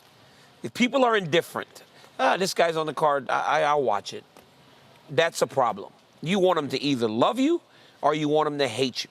Because then they're going to tune in to either support you or watch you get beat. It cannot be indifference. Yeah. And I don't think anybody's indifferent about him right now. That's the truth. Did you know UFC and Ayers unite to revolutionize athletic optimization, trusted by the Performance Institute and champion fighters? Ayers sets a new standard in performance technology. We asked some fighters on this card some of their optimal ways to recover from training and the grueling nature of MMA. Let's listen to their thoughts here. Recovery-wise, I need to do massage, I need to take sun, I need to sleep. Because it's very important, if you're not ready to train, you should take your time, recover, listen to your body, because it's what you're living in. The biggest things are sleep and my rest days. I know that if I'm pushing my body and I'm starting to show levels of exhaustion, that I need to pull back. And to me, my recovery days are the most important. I started to understand the most important thing about recovery, and that's fasting.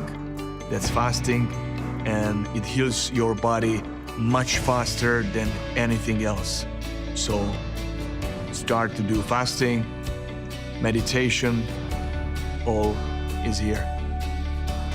Yeah, I feel like my recovery process has evolved over time.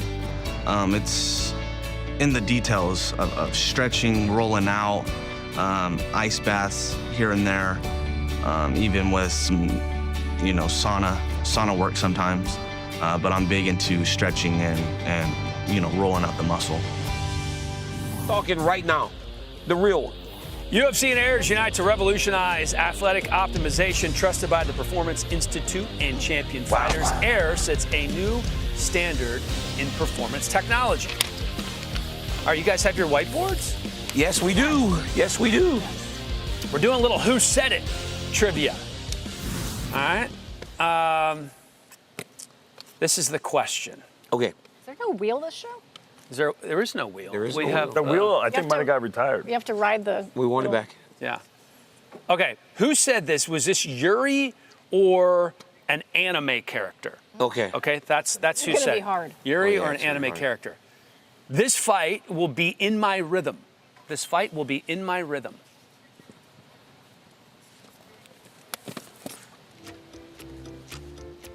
What does that stand for?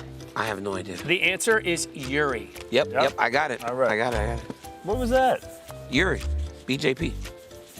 All right. You know what it stands for? No. Set your heart ablaze. Set your heart ablaze. Oh, it's still Yuri?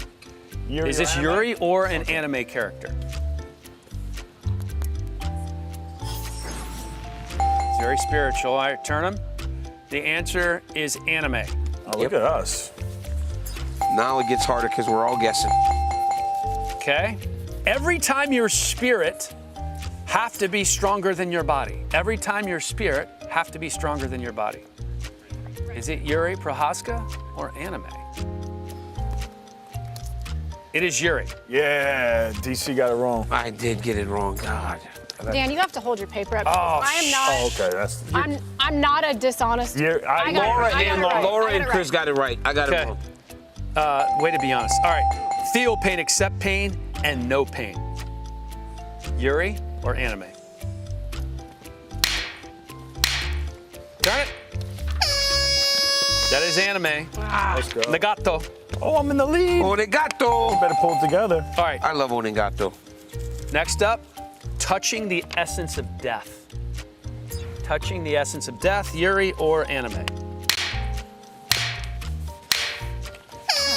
Flip them. Yuri. Damn it. Now we're all tied again. Tied? Oh, We're no. all tied. Oh, no.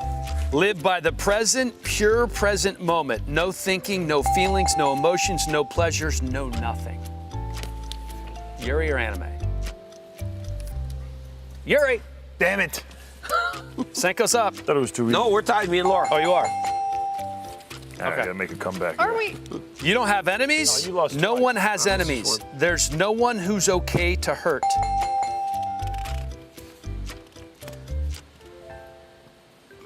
Turn him. That is Thor's Vinland Saga. Anime. I got that too. Anime. Chris is falling I'm off. falling apart. I wasn't the lead. Bye, Chris. I'm gassing out. It's a part of a man's life to totally rule the body, totally rule the mind. That's Yuri. All right. You gotta do yours a little bigger there. We all got Sorry. it. Throughout heaven and earth, I alone am the honored one. Throughout heaven and earth, I alone am the honored one. He would never say that. That is anime. Yep. It's a 2-0 Gojo. If that was him, that would have been a time to get ahead. Yeah, there would have been time to cut him. Yeah. It's a terrible day for rain. It's a terrible day for rain. What? This must be me and Laura's. This might be it. This Flip. might be it. Anime. We both got it. Tiebreaker, one more. We're gonna have to wrestle for it. Okay. So wait, sorry. Okay. You got too excited about that, bro. Last one. This is a tiebreaker for all the marbles for the belt. Take the path, believe, achieve. Michael Bisping? That's what it sounds like. It is Yuri. Oh, shit! Dang it! Wait, why did she beat me? I thought it was right. I thought it was anime. God dang it! Yeah, no, he has to put it on me. Oh, you got to award it. Chris, Award it. oh me? You got to do I have it. to You have to award the walk belt over again. here. You took second place. Laura, you're once again the champion. Here you go. Okay. There you go. Thank you. All right. Well, it doesn't stick because your body's too small. It's a little big. Yeah, I'll just but hold it. damn. So Laura, Yeah. as the first it's winner, so crazy how it you does. get to shoot margarita mix into someone's mouth.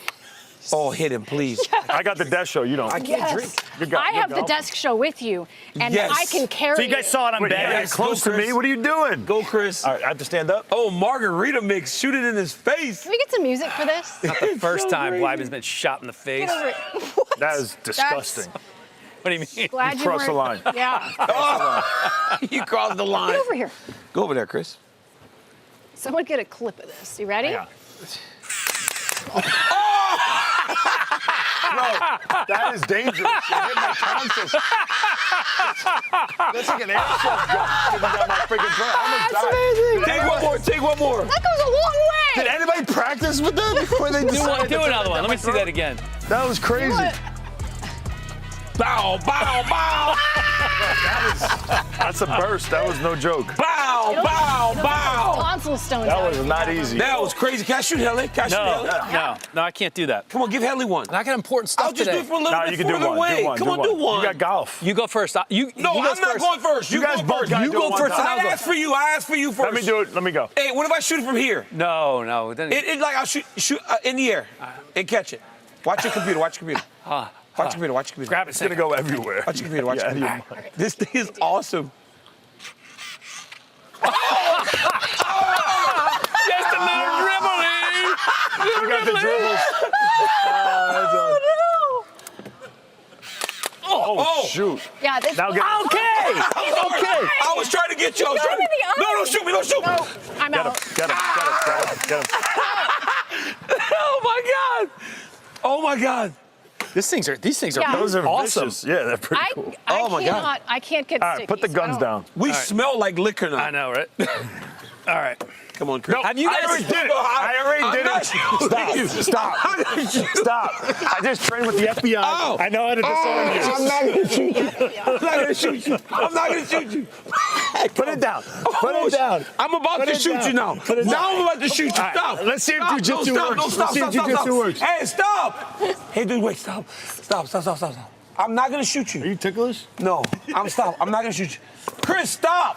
Let go of the weapon. I promise. Let go of the weapon. Stop, Weidman. Stop, I'll Weidman. break your arm. Weidman, stop. Let go of the weapon. Let go of the weapon. All right, children. Let go of the weapon. Get it. Disarm this man. You guys are morons, man. Hey, you really did train with the FBI. That's pretty cool. Did you see him trying to disarm me? That was good. The U.S. government trained you, didn't it? Hey, you know what's No, he trained the U.S. government. No, listen. That's what he did. But I learned a lot from the U.S. Hey, government. Chris, when you grabbed me, it felt like you had trained with the United States No, government. they taught me some techniques. You didn't feel like you used to. I know. The way you I know. put your arm on my back, dude, it was crazy. I was literally helpless. It was Chris.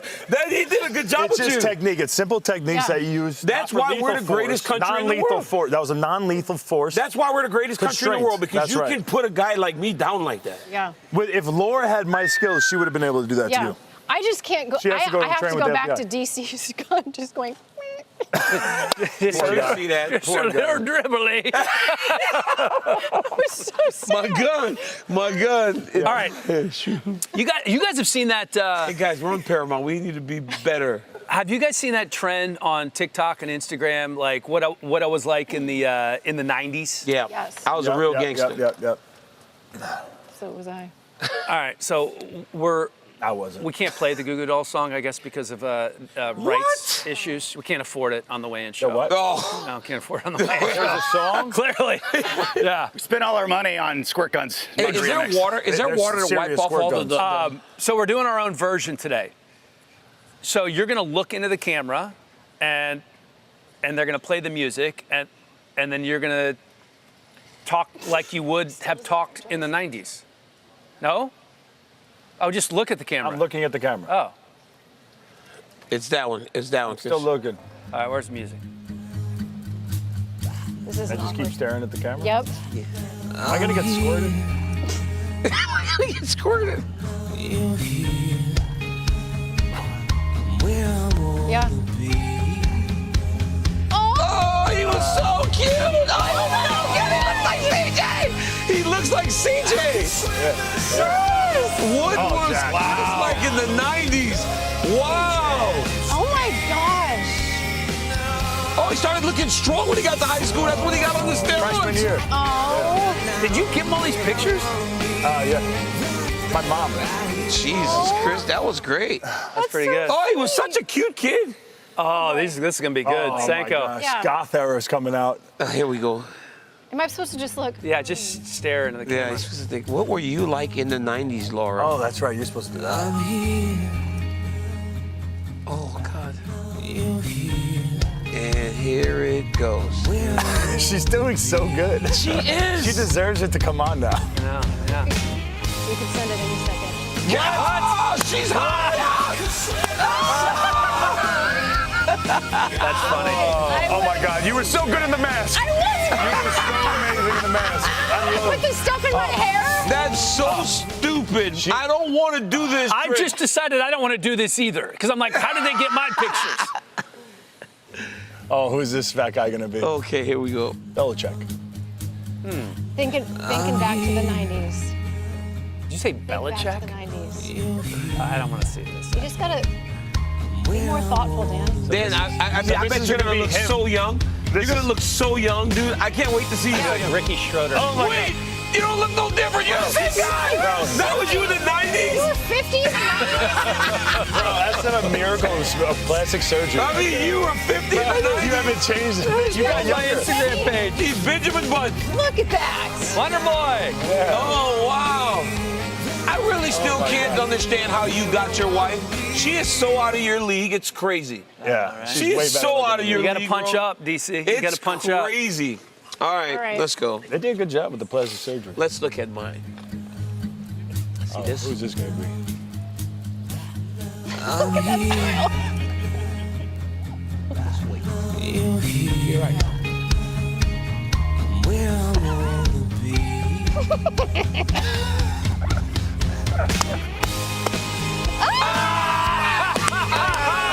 I knew it! That's so good. I knew it would be him.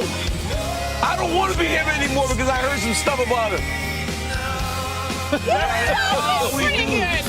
That actually, you just need the stash, straight stash. He was a great. He was America's dad. This was America's dad, Reginald Johnson. I was hoping it was going to be the kid from Juice, the little fat one. I thought it was going to be the fat kid from Juice. He was beatboxing. Oh my God, that was good. All right. Next game. That was pretty good, guys. That was really well done. Are we still whiteboarding this? I don't know. I don't think so. Okay. What's the game? All right, so we're in the arena where Bam Adebayo scored 83 points against my Washington Wizards last month. I have an opinion on that, It's by the way. the second most points ever in an NBA game. After that game, Bam told reporters it's Wilt, me, and Kobe, which sounds crazy. It's crazy. Bam doesn't exactly belong in that group. Bam shot 42 free throws. Yeah, he did. So that inspired our next game. Wilt Chamberlain. What do you think he was doing? I'm going to give you a list of fighters, and you're going to tell me the one that doesn't belong in that group. Yeah. Okay. Okay, this is good. I like this. I like this. All right, here we go. Shouting it out or something? So this is an example. Sorry. This is an example, guys. So I'm going to say Charles Oliveira, Renato Moicano, and Colby Covington. And the answer would be Colby because he's not Brazilian. Gotcha. Okay? All right. GSP, Carlos Newton, Rory McDonald. GSP, Carlos Newton, Rory McDonald. I got this. The answer is they're all Canadians, but McDonald was never a UFC champ. So, yep, I put Roy. I was doing it. I didn't know Newton was Canadian. All right, you guys ready? Yep. Yes. John Jones, Stipe, and Anderson Silva.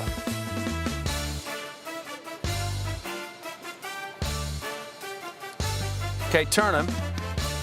Anderson, DC never lost to Anderson. Hey, what are you talking about, dude? It was like, who won the heavyweight champ? I'm just saying, that's. I didn't make the game up. We all All right, got it. I got it. We all got it. We can Tatiana Suarez, Wait, say who? Tatiana Suarez, Joanna Jędrzejczyk, and Carla Esparza.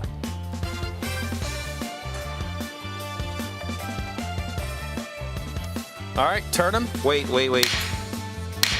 That's a little. I put The answer is Joanna, not a tough winner, just a coach on season 23. Oh, my God. Yeah. All right. I got that wrong. Weren't they both champions and Suarez wasn't? Yeah. Yeah, but It can't be that simple. They would not let it all go that way. All right, Aljo, Al Iaquinta, and the All-American Chris Weidman. What? We're all the same. Oh, Aljo, Aljo's black. Al Iaquinta, and Chris Weidman. I got nothing. What, why do you say Al? He never won the belt. Only Weidman is in his 40s. Oh, well, you guys got to give us some context a little bit. I know it's starting to get tricky. Yeah, I was going with Aljo being black. this is a tough one, and the spelling's been tough on these two. Carlos Condit, Matt Serra, and Cowboy Cerrone. Carlos Condit, Matt Serra, Cowboy Cerrone. So we just need to think a little bit more. Wait for the horn. Wait for the horn. Sarah's not from Jackson Wink. Condit is not in the Hall of Fame. Cerrone wasn't a champion, right? Wasn't Condit a champion? But Sarah isn't from Albuquerque either. There's a many Are we ways. doing like you can play this? it. Yeah, this is. We have no hints. I know this is a tough game. DC, Randy Couture, and Brock Lesnar. I know that one. I think. Oh, I think. I know this one too. Brock never won light heavyweight gold. Never won light heavyweight. Yep. That's right. All right, Nate Diaz, Eddie Alvarez, Dustin Poirier. Nate Diaz, Eddie Alvarez, Dustin Poirier. But I keep going with the champ thing, I but know, it's not always going to be champion. There's a lot of things. Yeah, this is a tough one. Nate, Dustin. Okay, turn him. Wait. Eddie never fought Conor 2 times. Alvarez is the only champion. I was gonna say Nate didn't fight in the WEC. Yep. I'm in the lead. Okay, last one. Rose Namajunas, Zhang Wei Li, Valentina Shevchenko. Hold on, we need a little more time on this. Rose Namajunas, Zhang Wei Li, Valentina Shevchenko. Oh God. Yeah, I mean, the things that ties them. I know. They're all. Valentina never won strawweight gold. I was gonna do Yeah. Valentina. Damn. I was thinking like. Let's go. Champ here. Laura, give up the belt, man. That was a weird game. It was a great game. Weidman wins. We had no context. All right, time for our favorite segment. DC has been rubbing his belly the entire show, and now I think we're going to fix that. Mackenzie Pavicic coming in. That means we have food presented by DoorDash. Very heavy. Thank you. Yeah. What up, Mackenzie? Hi, guys. Hey, what's up, Mackenzie? How we doing? Nice and shiny belt. What are you? Yo, bro, this sticky and it's smelly and it hurts. Stop. Never mind. So, okay, we've done Cubanos. Yeah, we have done stone crabs. I thought let's mix it up and just do something that we don't really see very often. Yeah. So, have you ever heard of Krispy Rice? I love Krispy Rice. I love Krispy Rice. And what? You want to say it? Where is it? What are you doing? You like Miss Krispy Rice? Miss Krispy Rice? Miss Krispy Rice. Oh, that's the best restaurant in Miami. Yes, it is. That's the best restaurant in Miami. Like, truly one of the best restaurants in Miami. God. We went there this week. I had an incredible omakase experience. It was like 12 courses. I actually don't know how they're going to edit this into a piece because we were there for like 2 hours. Wow. And you had to roll me out of there. We had Krispy Rice. We had some dumplings. I made a hand roll. Oh. It was quite the day over at Miss Krispy Rice. Oh my God.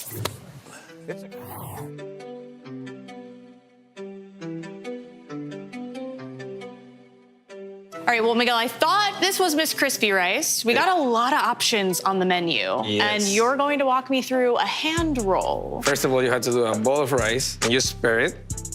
Then we're gonna put sesame paste. Now you we've grab a got- little rice balls. You got your own asparagus. Then we're gonna grab the protein. We got some blue crab salad. Okay. You put it on top, and then you do the same as the rice. Okay. Start with a little of this black tobacco. Ooh, this is high class. Now, you grab your spatula from the bottom, put it on top, Okay. pull it up, close it. Ooh, It's your turn. You can do it. spatula. There you go, in the middle. Pull it up, grab it like a taquito. Ooh, okay, I did not think that it was gonna cooperate. There you go. Oh my gosh. Okay, I love this. Now, in addition to the hand roll, I've heard you do an omakase experience. Yeah, we're gonna do that for you. Great, because I've never done it, and selfishly, Oh, look at that. I would like to. On your right side, you have honey truffle salmon sashimi with a garlic chili crisp on top. And on your left side, you have hamachi, blood orange, fresno, ponzu, and micro cilantro. Wow. So on the bottom layer, you have beef pho dumplings. And on the top layer, you have shrimp argao dumplings. That's amazing. This one is? This one is your first nigiri. It's kampachi, Japanese amberjack, and had lemon zest on top. Ooh. This one is shima aji. Okay. It's a Japanese striped jack. Has fresh ginger, scallions, and rainbow sesame seeds on top. So it's a Japanese ruby snapper and has umeboshi, where it's plum paste, and shiso leaf on top. The shiso is a Japanese mint. With so many flavors. That is so good. That one has a little kick. So this is your first crispy rice. Beautiful. Roasted eel and red tobacco on top, little fish eggs. This one you use your fingers and do 2 bites. And this one is a raw scallop. Raw scallop from Japan, from Hokkaido, exactly. Amazing. Bluefin tuna, oyster sauce, scallions, and crispy shallots. That one might be my favorite too. Now it's chef surprise coming from the back. Ooh, okay. So on the bottom, you have a mushroom arancini. On top of that, you got truffle mayo, truffle pearls, and then a bone marrow with miso glaze. This is already, I can tell already, it's gonna be the best thing I've ever eaten. This has to be the end It is delicious. because there's probably nothing that can top this. Oh my gosh. Now, we're gonna do soup and dessert, your last 2 courses. So this is your no traditional miso soup. Okay, it's like smoky. Yeah. Okay. So mostly the miso soups are like boiling water and then add the miso paste. We make a broth first with roasted fish flakes, sake, and then we add the miso. Wow, That's why it tastes so different. that is so good. It's your last course. Okay. Will be your dessert. Beautiful. It's a kakigori. Has pistachio gelato on the bottom, then yuzu whipped cream on the middle, and on top of that you got blueberries, cherries, and lychee shaved ice. It's delicious. Amazing. This was maybe the best dining experience I've ever had. I'm You know, glad we you know like it. that Daniel Cormier is a big fan of this place. Yeah. But what does he eat when he comes here? Because he's allergic to shellfish. He is a lot.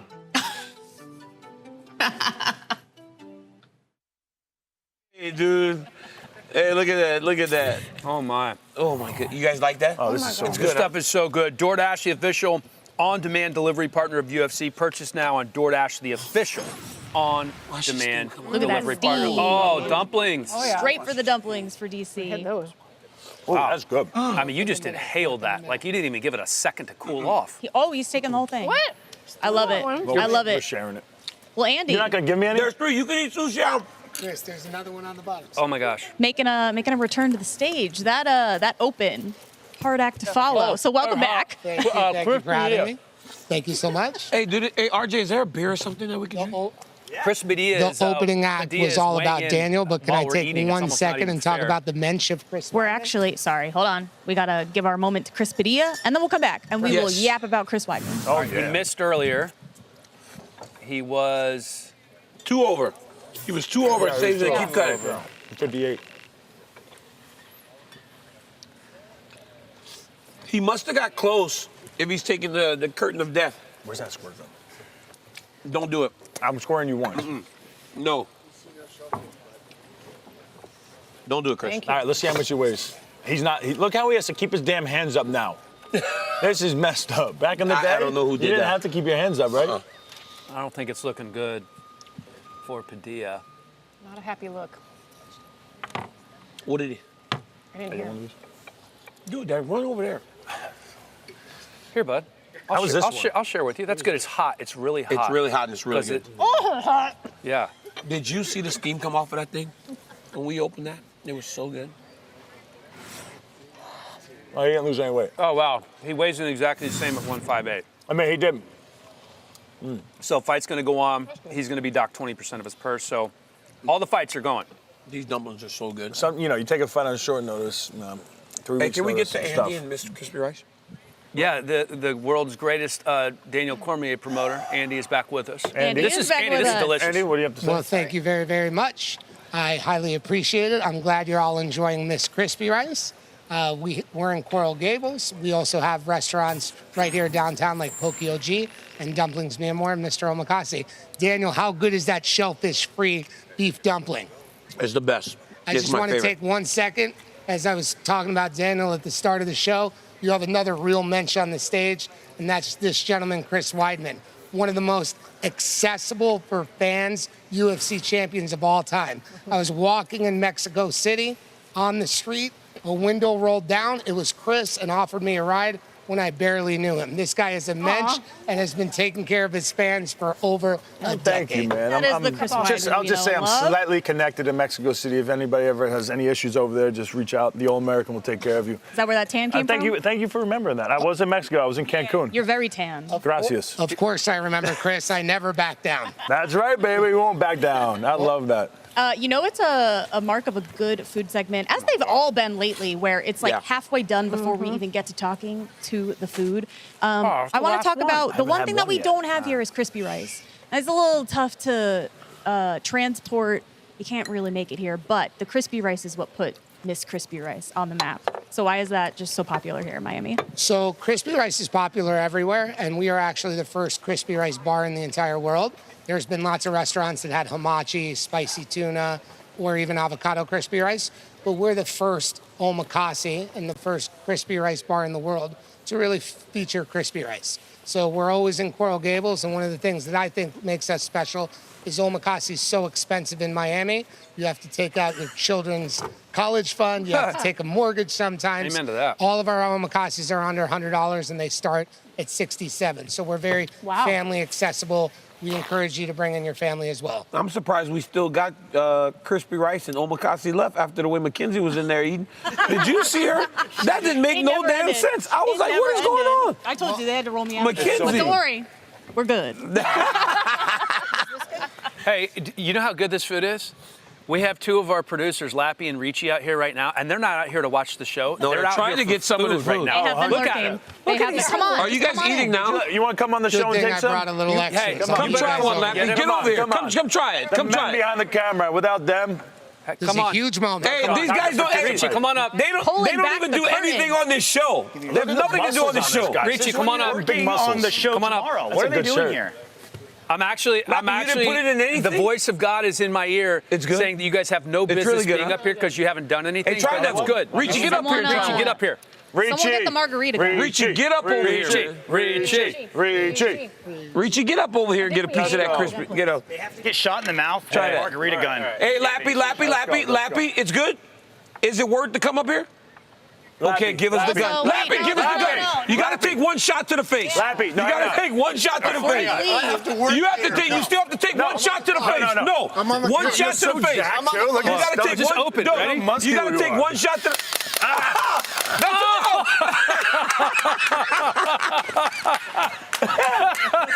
Go ahead, sorry. Occupational hazard Yes. of this show. Give the address.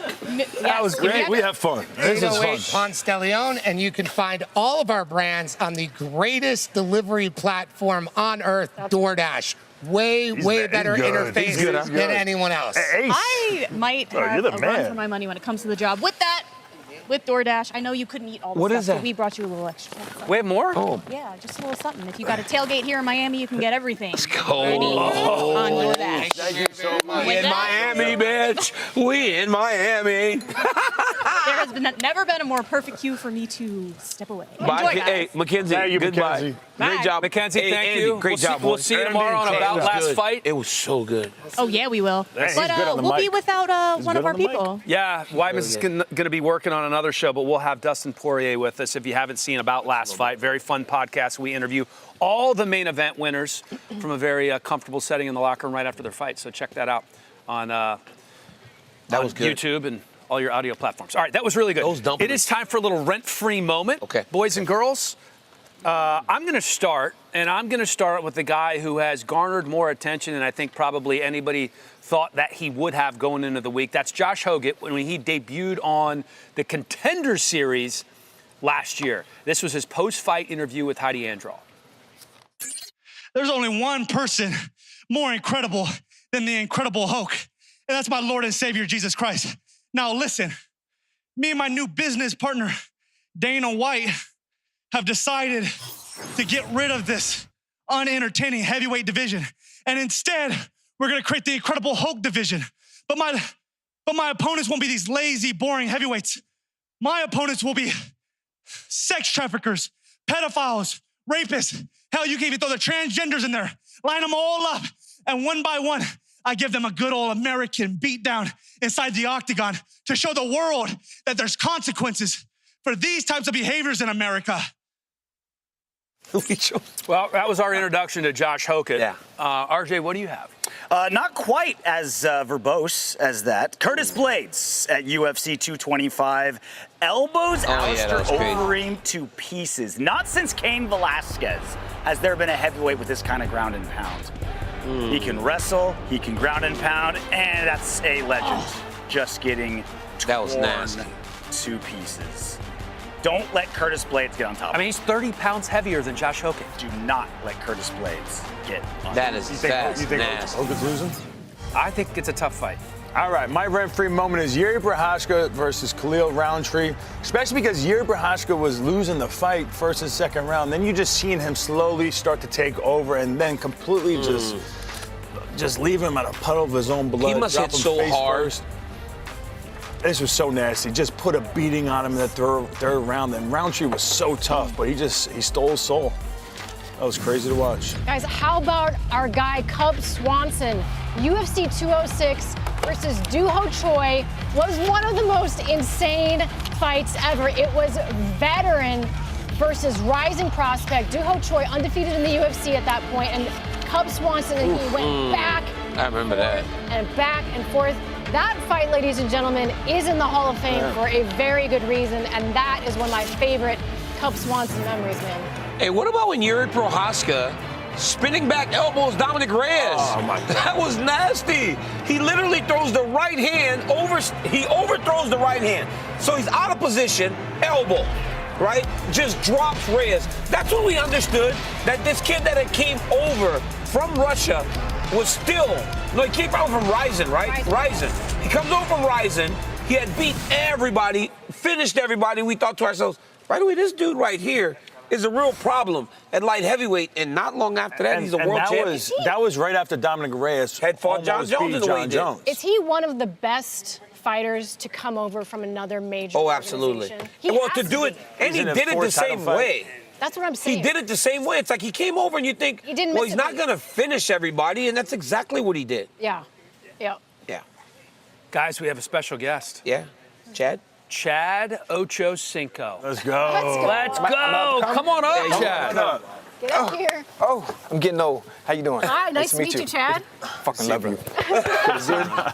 What up, baby What's boy? up, baby? How you doing, boy? How's everything? What's up, man? Good, boss. How You are good? you? Nice to meet Good to you. see you here, man. How's Why everything? don't you take this, man? Let's go. It looks heavy. I know everybody's scared of you. It looks heavy. So let's put that on. I appreciate that. Yeah. Hey, how do I earn one of these? Oh. You gotta fight. You gotta fight. You gotta fight a few times. Well, Some guys. tell me, who can I start with? Let's start there. But I'm How much you weighing right now? It doesn't matter. How much you weighing? Weight How doesn't much you matter. weigh? Weight doesn't matter. Skills pay the bills. Well, you gotta do a weight class. You have to pick one. I think I want to fight DC. You want DC?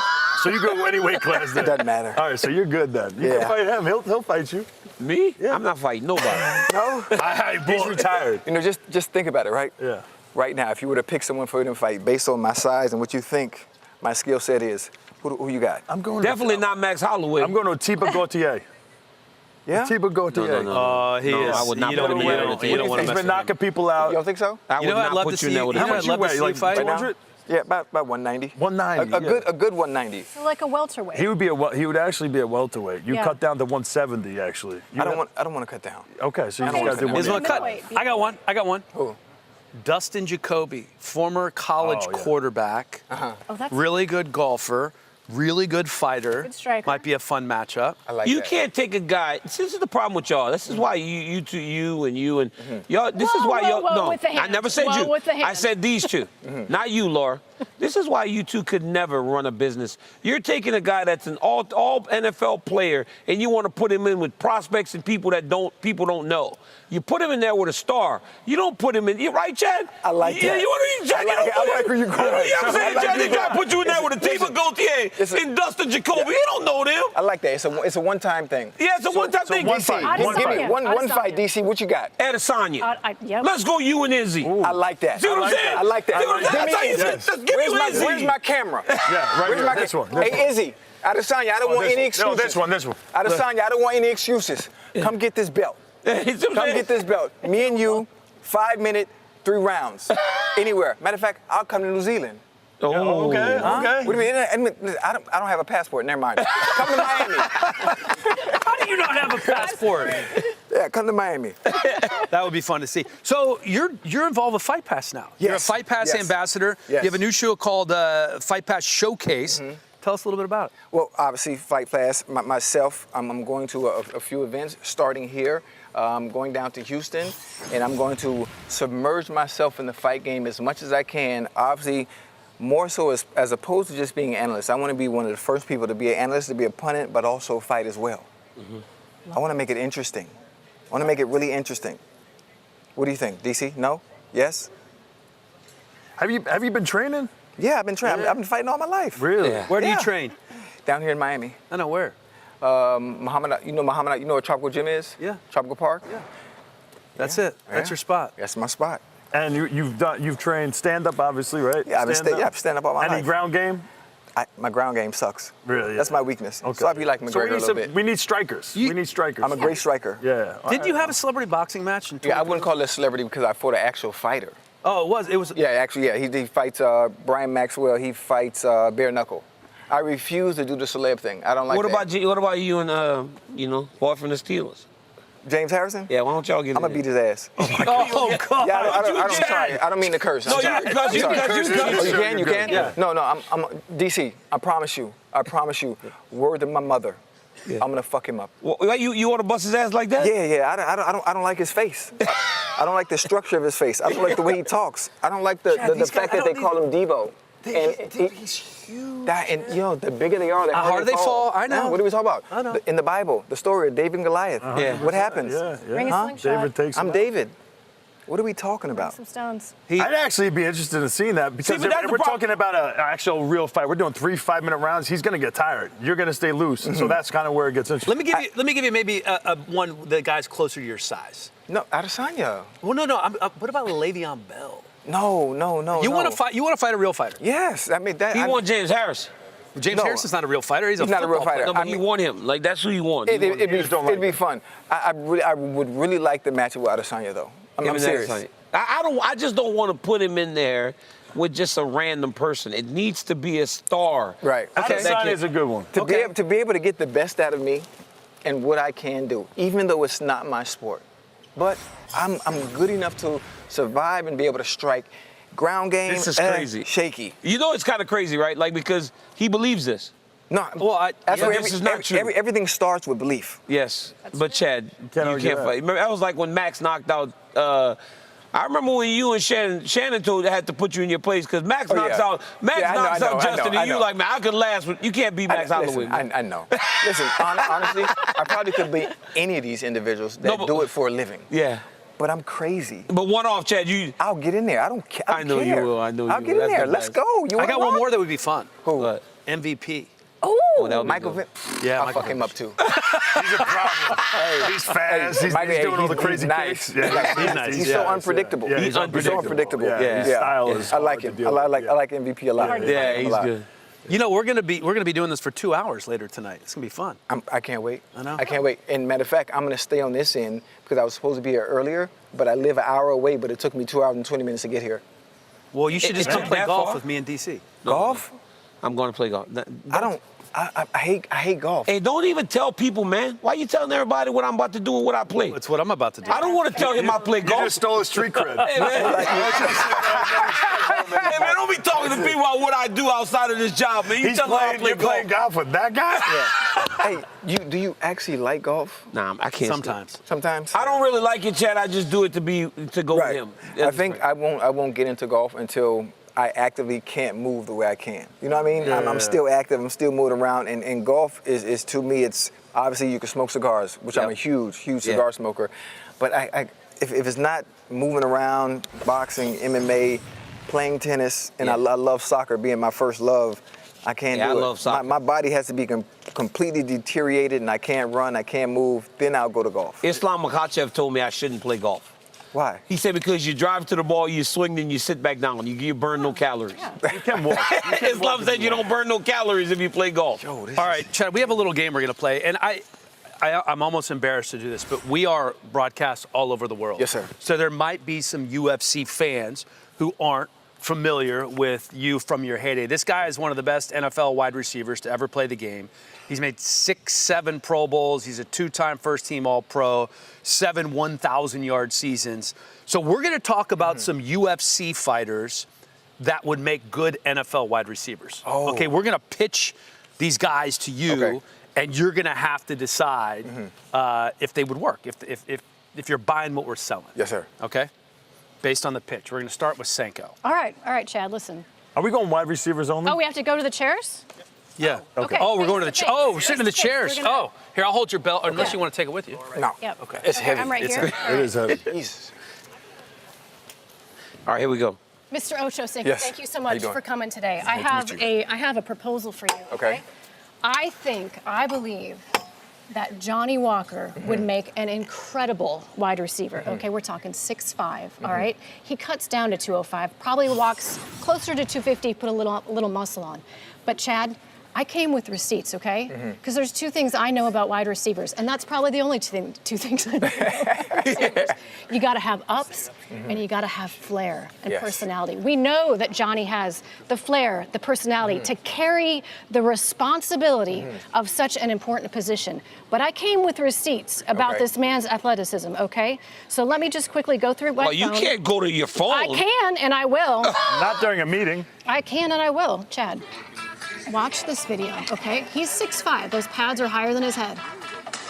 What the heck? I know. Oh, I You know got what? We're taking him. my phone. We're taking him based off that.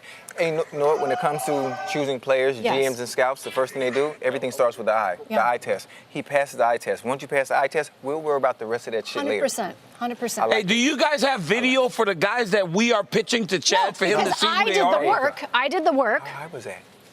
He's 6'5", and so that was like, what, 3 inches above his head? More? 5 inches above Very, his head? very athletic. I know. Yep. He'd Good be good. job, He'd be Laura. good. That's not He'd be bad. Good job, Laura. All right, Thank you. DC's turn. Nice work, Senko. Okay. How you doing, my friend? How you doing, Dan? Nice to see Nice you. to meet again. you. Yep, Pleasure. yep. Before you start, Chad, are his shorts too short, you think? When you got legs You know like what? this. You know what? I mean, obviously, when you have legs like that, it's okay, but I can't say anything because my shorts yesterday, it looked like I was wearing Daisy Dukes. At the press conference? Were you at the press conference? Yeah, I was here. I asked a question yesterday. My shorts were so little, it was almost embarrassing. I tried to bring them down as much as I could, but I couldn't. That's the worst. Yeah. It's the thing also, we, black people, we have like really good legs. Yeah. That's just one thing we're blessed with. Chad. He looked at Laura. Yeah. All right. Okay. I know I have a guy named Yuri Bulgari. He's 6'7". He's 6'7", that whole thing. Yes, sir. He is a former kickboxing champion, fought Alex Pereira in kickboxing, came to the UFC at 6'7", went to the Contender Series, Chad. Didn't get a contract. Went back to the Contenders, went to the Contender Series, didn't get a contract. Came in on short notice. He has now beaten two of the greatest prospects that we had on our radar to now become the prospect. Chad, let me tell you what that speaks to. That speaks to his ability to not give up. You know when a guy's on the line, Chad, and you make your first move and he jams you. Yeah. What you gonna do, Chad? You gonna stay there? No. Or you gonna give him another move? You gotta give him another and another move. This guy gives another move because he didn't give up on himself. He went from being Alex Pereira's opponent to Alex Pereira's training partner who got a chance based on Alex Pereira. It didn't work. He got the call, and now he is one of the best prospects in his division. So he tried to get off the line, Chad. I'm playing you face up. He beat him to the end zone. Chad, can you use him? He's 6'7", fights at 185 pounds. He's a tremendous athlete, and he kind of looked mixed. Yeah. And he got a little bit of that in him. He got a little bit of that in him, that gold in him. Counters? Go. Isn't he Dutch? But he still got a little bit of that black gold in him. Jumping genes? Does the man have ups? No. He can really jump. He can jump, he can run, and Chad, when that kick that she showed you, he kicks even higher. He was, hey, you know, hey, don't stop, don't stop. But do you, hey, listen, this is my pitch, sit on the side. Chad, do you know how, Chad, there's one thing that happens in football. Where you can have great numbers on the field, but when you go to the combine, boy, they look in those numbers. Yeah. Those numbers matter. I'm giving you numbers. This man can kick up to 10 foot. 10 foot he can kick. 10 foot? 10. All the way up. He got a leg up to a foot basketball rim. Johnny Walker has a 14-40. Can you use him? Johnny Walker. I'm gonna have room. Hey, could you please stop? Could you please stop? I'm doing my pitch here. You know, I do like it because one of the few things that we do have when it comes to NFL players, especially wide receivers, most of them never face adversity.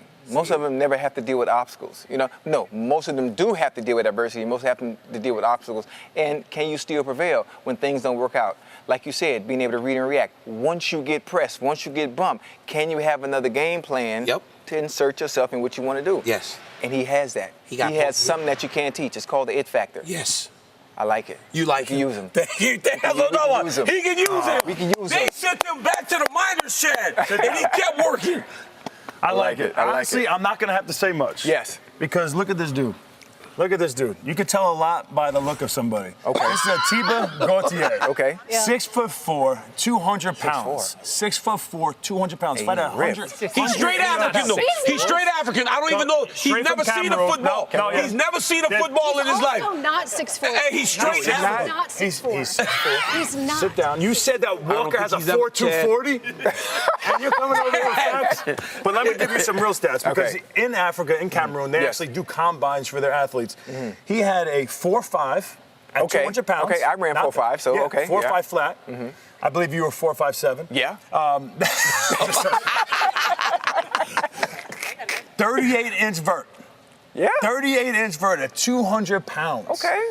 So, like, if you have these numbers, this is what NFL guys look at. They look at the numbers from the combine. They're like, okay, this guy could do it. We do have to teach him how to play football. Yeah. You know, I was about to say something.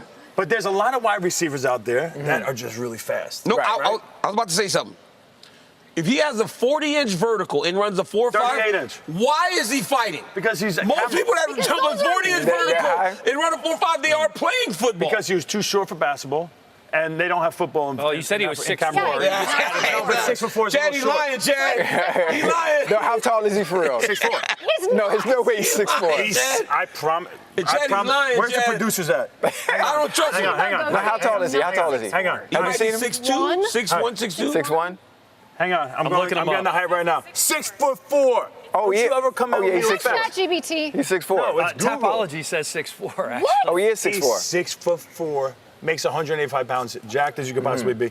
He's a freak. You know what the funny thing about it is someone that's 6'4" with no background in playing football. I'm not sure, especially NFL, if you want to take on a project like that has no college experience, no high school experience. That's much of a. You don't think you could work with him? It's too big a risk. It's too big of a risk, especially investing millions in someone that's never done it. Yeah. So but league minimum to start. Don't beg, please. Don't beg. League minimum? Don't beg. But he's a freak. Could you tell him, please don't beg? Don't beg. It's embarrassing. Hey, don't beg. Thank you. I hope you make the right decision. Yes, sir. He'll be on someone's team. Don't beg. Don't beg. It's embarrassing. I got the best one. All right, here. Football guy to football guy. Yes, sir. Yes, sir. Here we go. So Here we go. I'm going against the grain a little bit. I don't think anybody would have expected me to say Justin Gaethje. Wait, can we please say this? Chad, you're a very respectful man. Yes. He's old as shit. You don't have to go with him because he's so old. Seriously, he's old. Chad, no, this guy, he's old as hell, bro. I know you respect your elders. Yes. Don't do it because you look into his face. Wait, how old are you? He's 65. I'm 58. How old are you? You're not 58. He's 65. Are you not 58? I'm older than you. You talking about he's old? No, he's 65. He's 65. You're not 58. I was born in 68. Yeah. No, seriously, how old are you? I'm 50. You look good. You look good for your age. You look good for your age. Okay. Hey, I wasn't going to say there's no way you 60 anything. That's what he said. How the hell you look that good? Yeah, you look don't good. listen to You look good. All right, so Justin Gaethje. Wait, before you go. Yeah. You look like you belong on The Bachelor or something. Like seriously, like the eyes, You know, the hair. Jesse Palmer and I hang out a little bit. Yeah, I can see that. I can see that. No, serious. I can't This stand. guy's we're gonna make magic with Senko tonight at 6 o'clock in front of a crowd. It's gonna be unbelievable promoting Fight Pass. Wait, should I wear a suit? No. Or just dress I normal? actually hate whenever people give him compliments. No, he does. It look good. What are you talking about? Like top 5. Chad, he tans he tans just He's got his face. makeup on and has Chad, he has surgery. a face tanner. That's why his face looks so brown. no. He sticks his face in the tanning bed, Hey, nothing else. Me That's and Chad are natural. like this. That's Me and Chad are natural. like this. You know what? Got that NFL connection. Go ahead, So here it Chad. is. Yes, sir. Here it is. Justin Gaethje. You talk about it's not a numbers thing. You know why? Right. Because he's like the Danny Amendola, the Wes Welker. He's the slot guy, right? He's a former high school quarterback, right? Just like these guys, right? Turned into an NFL wide receiver. You know how tough he is. Yeah, I mean, been in some of the scrappiest, incredible brawls. Fights, yes. You know, gets called to the middle. Max Holloway knocks him out. What does he do? He comes back and he has 2 fight of the night performances after. Interim title. This guy's an absolute stud. Fighting at the And he's White an House. athlete, right? So we went to play golf with Gaethje and Sawgrass. For real? And we're on the Island Green 17. We're 150 yards out. He goes, I'll bet you I can hit that with a It golf was at ball. 120 because we moved up to the closer Oh, we didn't tees. move closer. So from 120 yards out. Holding one? He says, no. He grabs it with his He takes hand, the golf Chad. ball and he says, I'll bet you I can throw this onto the Island Green from 120 yards feet? out. Yeah, A golf yards. ball. Not yards. I mean, the football field plus the whole from end zone to end zone. Wait, plus another 20. Yes. He made that? He hit it right at the front. 120 yards. He's just an athlete Can- and a competitor can you take him? and tough and can run routes over the middle. But as a wide receiver, As a wide receiver. Can you use him, Chad? Hey, but listen, even though he's small, so is Amendola. So is Wes Welker. Yeah. So is Julian Edelman. He's 5'11". But there's something you can't He's measure scrappy. with people like that. Scrappy, we can't measure this. And he has that. Obviously, based on what he was able to do in the ring, I'm sure he would have that same mindset on the field. I can fucking use him. Thank you. Chad, who won? Thank you. Who won, Chad? You got to pick one person that won. Who won? As far as the pitching goes? Yeah. Go TA. I had film. I just want to remind everybody. This was very, very enticing. it. The film, the visuals was very enticing. But I like this. Yeah! This was good. Ocho Cinco, This was good. This was good. You want to go with your I call football. Oh, my God, it does football. I work for the Can't NFL stand it. Network. All right. For the NFL Network. This guy, man, I can't stand it. So your show that you are doing on Fight Pass and YouTube, when does that start again? Can you tell us a little bit about that? Hold on. 6:30. Ryan, I can't hear you. Sunday. Oh, there you go. That show that he's doing starts Sunday. We have a show that's also going to be on YouTube tonight, right? We're broadcasting that event from here in Miami, and that starts at 6:30. It's going to be Alexandre Pantoja, Laura Senko, and Chad Ocho Cinco. My man. Listen, I need you guys to do one favor for me. You guys have been in the fight game for a long time. You guys have been in this world. Now, I'm just submerging myself in it. I need one favor. Tell me. Talk to us. To make sure you guys get Adesanya that message. Oh, we'll get it to him. I think it's already. he gonna see it. I'm serious. I think it would be fun. It would be a good experience for me. Something I can tell my kids that obviously I'm not a born fighter, but I stepped in the ring with one of the best ever, and I got my ass whooped. and listen, that's okay. I'm okay with that. I'm okay with that. Yeah, you're the man, Chad. Yeah, I appreciate it. Chad, can't wait to see it tonight. Congratulations No, on thank all you. your success as of late in this space, the Yes. media space. I don't think there was ever any doubt, man. Thank you. I appreciate it. All right. I Good love to you see you, guys. man. Yep, I'll see you man. tonight. It was great hanging Pleasure. out. Yeah, DC, good to see you again, 100%. boss. Man, boy. Okay? I'll see you tonight. pleasure. Yes. All right, Chad Ochocinco. Time now for Polymarket, the official prediction market of the UFC. It's a place where fans can predict what they think is going to happen next, and not just in sports, but across culture. So let's play a little over-under here, where we decide if these predictions are overpriced or underpriced on these upcoming events. So we're talking UFC 327, Yuri Prohaska, a 51% chance to beat Carlos Ulberg? Are we going over or under 51%? So almost a pick 'em, even Steven. I mean, I think that's pretty appropriate. I mean, we're basically picking a winner, aren't we, by saying this? Yeah, pretty much. Exactly. I'm going to say slightly over then. Okay. I'm gonna say under because he's got tons of experience in title fights, and the only person he's lost to is Pereira, so I go with under. I'm not saying he's going to win. I'm just going to say slightly under because if there's a chance that he wins, it's probably a little bit higher than 51. Yeah. Right? This is pretty much a pick 'em. I'd say he's probably, if you have to favor someone, I'd say right at about 60-40 per Prochazka, just based on what Chris said. All right, Paulo Costa, only a 37% chance to beat Azamat, over or underpriced. What do you think? 37%. I think that's a little bit underpriced. Okay. It's MMA. Oh, yeah. Wait, overpriced? Overpriced or underpriced? I favor Mirzakhanov in the fight, but Right. not to that significant of a degree. Okay. I think it's right. I think they got the right number because Costa, it's his first time going up to 205. He's going against this guy who's on a huge win streak, who's knocking people out. I think it's a lot for him. I think it's a little bit overpriced. 30 to 35%. 3 out of 10, you would think. I mean, He this looked is very. so good in this his is. I gotta be honest. This is a very, very dangerous line for me with the job Picking that fights. I do. I know, yeah. Next to the octagon. Yeah. All right, fair enough. So let's move on to the Masters. Yeah. Scotty Scheffler, the number 1 player in the world, has a 14% chance to win the Masters.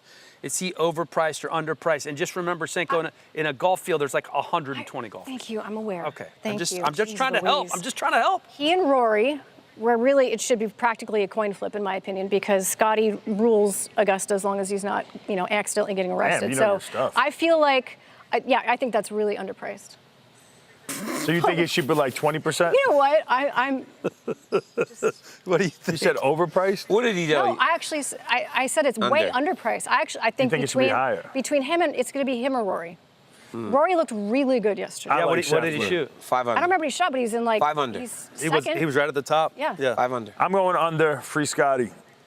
Free Scotty. Nice. Well played. Yeah, I'm running for I him. think 14% is high. What? That's like insane. That's what I was trying to explain. Yeah, like, there's like But that's like- at Augusta, does No, the but I entire understand. field really matter? I understand. That's like really high though. Like, No, it's not. yes, it is. The only person that ever should have had anything higher was when Tiger Woods was In the best. prime. And he was in his prime. I wonder what he would have But been on Scotty has won every off even year. Scotty won. Yeah. He won in 22. He won in 24. Maybe he wins in 26. But 14% is high. So you're saying overpriced? Overpriced. All right, Rory has an 8% chance to win the Masters. Overpriced or underpriced for Rory? I still think it's a little bit underpriced for Rory. He is getting older, but I still 8 is a little under. I just don't. I think the field of people who actually Have a chance. Good guys is out what. There's literally there's 20 guys people that can win this that can thing. win. Yeah, that's why it's Yeah, but hard. whoever does, it's Those these 20 two. guys. Okay. There's a Rory lot did of win. Masters Rory did champions. win last year, and he's tied for the lead at first 500 time. right now. Think about this though. Go ahead. I'm going to go under. I think it's underpriced. Okay. I think 8% is overpriced. I just think it's so hard to win. But somebody that's has to why have a Rory percentage. McIlroy. But that's why Rory has played so many times and he finally won one. Yeah. But you have 100%. You have to divvy that up between, let's say, 120 players. But again, Who not all is- 120 players are not all 120 can remotely- win, but there are 20 guys. Yeah. Victor Hovland a couple years ago looked like he would never lose again, and all of a sudden now he isn't playing as great. All right, let's talk a little football. The NFL draft is coming up soon. Texas Tech edge rusher David Bailey has a 33% chance to be the second overall pick to the Jets. Is that over or undervalued? 33% to go second. I actually feel like it's a little bit under because I feel like the Browns would love to have him and Myles Garrett bookend the D-line. So, I mean, they're picking second. They're going to take. They're going to take him. NFL and golf. They're going to take him. I'm going to go under. Okay. I actually think it's too high because I don't believe that he's going to be the second pick.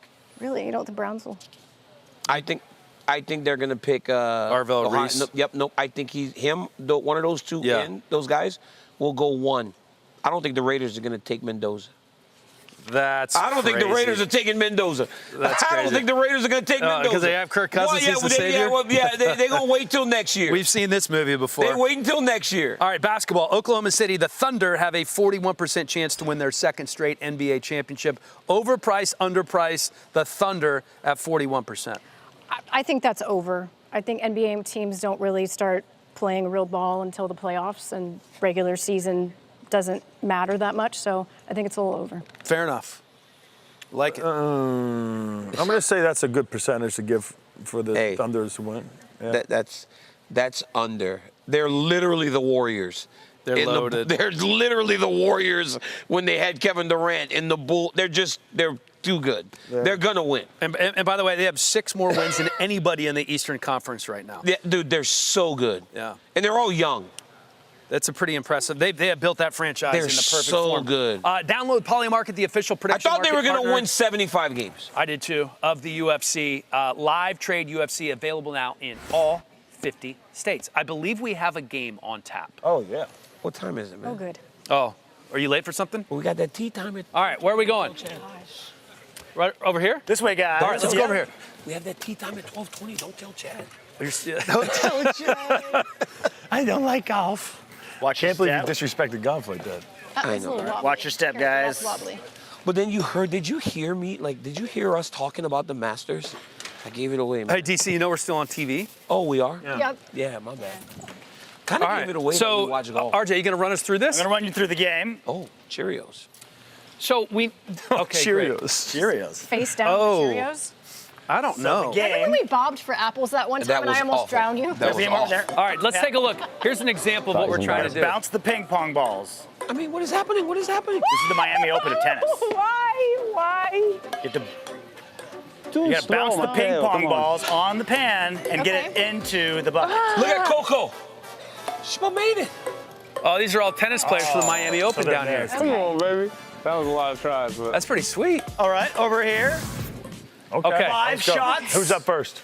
I'm the champion. I want Chris to go first. No, I'm the champion right now. Oh. And I want you to go first. All right, DC's up.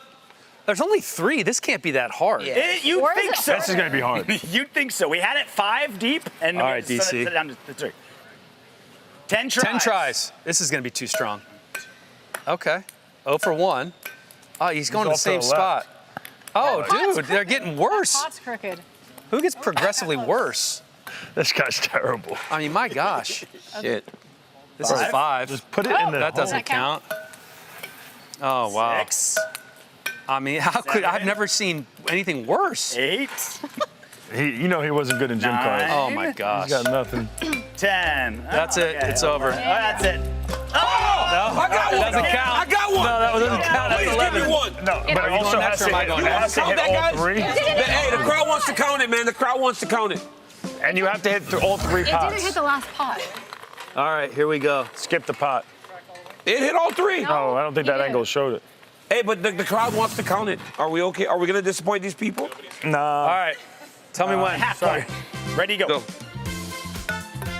Oh. Yeah.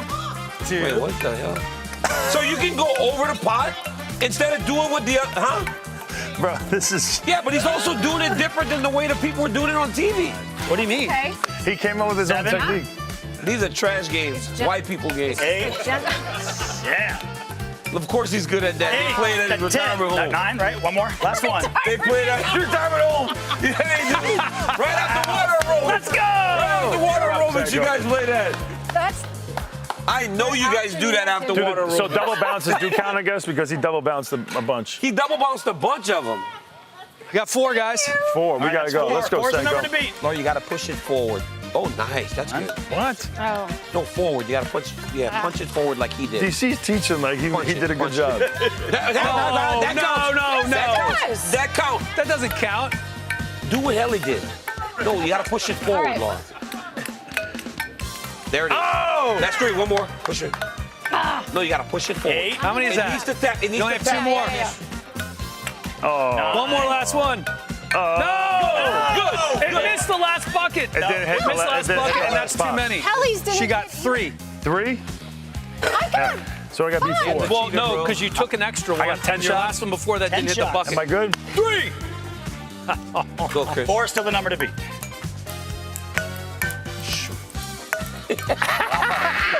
Really Not so easy, huh? Yes. That one, that's one, that's one. Nice, Chris. Oh, yeah. Nice, Chris. On fire, on fire. Not his stroke. Oh. How many is that? And he got cocky. Yeah, no. That's 7. This is 8. That's 5. That's 8. 6. 9. Oh, you got to make it. Yeah. 10. That's it. 10. That's it. That was intense. So you and Helly are tied? Is that 10? No, He's counting. we're tied. No, they've already counted. That's it. That's No, it. that's it. Are you You guys aren't counting. He got All 6. right. I got 6. I don't. Thank you, guys. Yeah. I got 4. So we got to do a Tiebreaker? tiebreaker. He didn't get Helly. 4. I got 3. 6. I got 6. We actually got 3, dude. No, we got 4. Chris got 3. He got 4. He got 4. 4. So All we're right, Chris, tied. go Tied. again. So Chris, go again. sudden death.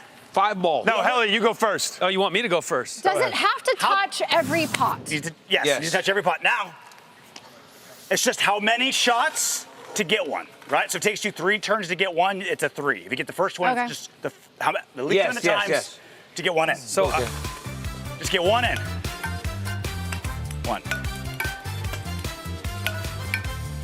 Didn't hit it. Didn't hit Nope, the third didn't pot. hit the third one. Yeah, didn't hit the Why last don't you pot. do what you did the first time? It was easy. There you go. Double bounce. Double bounce. you can double bounce. That's fine. They said double bounce. So 4. 4 is the number. Why did you do that first? I don't know. I was trying to be different. Oh! Oh! Is it over? I win? Let's go. Good job, Chris. I'm glad he lost, too. Nice. Let's go. Let's go. Hey, good Nice. job, buddy. Look at his face, how mad he is. Look at him. He's all. Hey, One you shot, see baby. these guys? You can be a part of this UFC VIP experience on location. You can sign up online. Look how much fun they're having. Put it around. Thanks, guys, for being here. Let's go. Thank you. And we're not done yet. Oh, we're not? No. Oh. RJ, we have another game. One more game. Yeah, the stacking game. Oh, I thought it was So over. right in front of our I got the guests. belt. If you guys want to see what it is, take a look at the All right, yeah, let's watch this stocking. video. Oh, no. Oh, my God. stocking. That's going to look terrible. Over here. What is this? That looks horrible. Oh, I don't really want to do this. I don't want to do this either. Look at this. Somebody has to hold your Someone's head going back. to put the stocking on you. What's too close? Is it that your head has to be This like looks here? terrible, man. Okay. Oh, You You got to try to blow up. You have to be like here, right? Yeah. Yeah. And this is gonna be so weird. This is the first time Wyman's gonna have pantyhose on his head this week. All right, DC goes first. Okay. Here, look, get over here so we can see the I camera. just think Oscar De La Hoya. You gotta won. hold the legs back. Oh yeah, I got the legs. Here. Hey, so what am I trying to do? Blow the candle out. You got, Wait, don't I get to hold them since I'm Yeah, you. one? Yeah. who got white? Is it Ready? Do I have pressure 3. on him? No. Here we go. They're too opaque. Ah, I can't breathe. I can't breathe. Yeah, you can. Ready to go.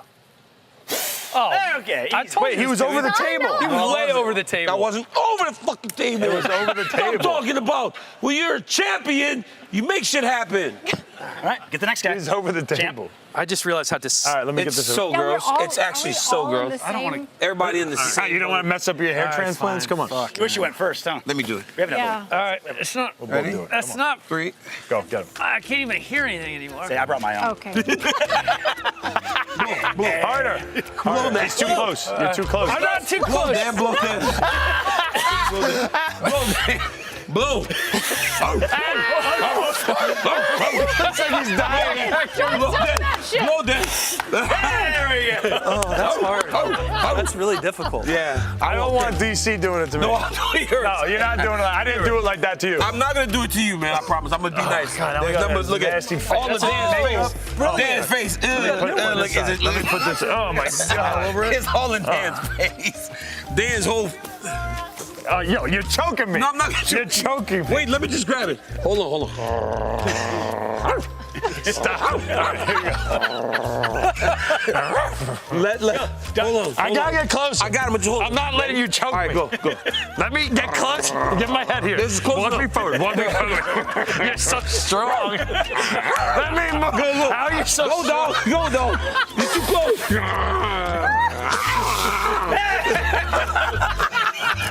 Bro. Come here. What? How are you so sure? Stop! No, stop! Do I really have to do Bro, this? he's solid. He's solid right now. I'm not holding Laura's I still face. have to have my makeup I'm done not doing for it the either. desk. Helly, do it. Don't. I'm going on the desk in like 2 hours. Hey, yo, how did Laura get another pair of pantyhose, man? She's the smartest one. She got clean ones. They don't have slobber all over them. What and your product do I makeup. put my head in? Hey, you want Right to the middle. Yeah. I know. think you You're did right. in there. That's a great Yeah, question. yeah, we weren't Should have been gentlemen. ladies first. There you go. Oh my boy. gosh. She's got the thing in her face. Oh, my makeup Hey, is gonna be Pinocchio, ruined. relax. Let me, hold on. You too close, you're too close. No, Too close. I'm That's not. too close. Helly, here. Yeah. Helly, here, Helly. I'm gonna light my hair on No, fire. here. Helly. She's in a Helly, here. Don't choke her. You're choking Come on, her. Helly. Helly, here. Grab I'm not doing it. RJ, come grab it. No. Sausage Nobody wanna grab it. gravy. RJ, You're a grab it. You do sicko. such a good job. Sausage gravy. RJ, come grab it, man. Just Sausage gravy. go, breathe. Breathe. Blow it. Blow, Laura. Just blow it. Go, Laura. Go, Laura. Go, breathe. Laura, go. Yeah! Wow! I don't know how she did that. That was strong. She Long spit all over distance. it. Long That's why distance. she just, Laura went. That was impressive.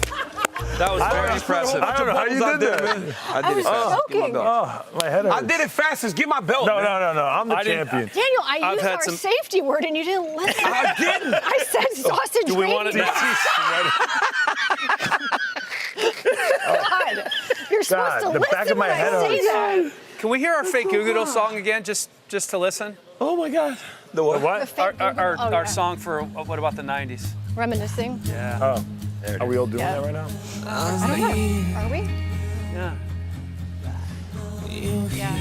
Look at the crowd over here. Everyone do your 90s face.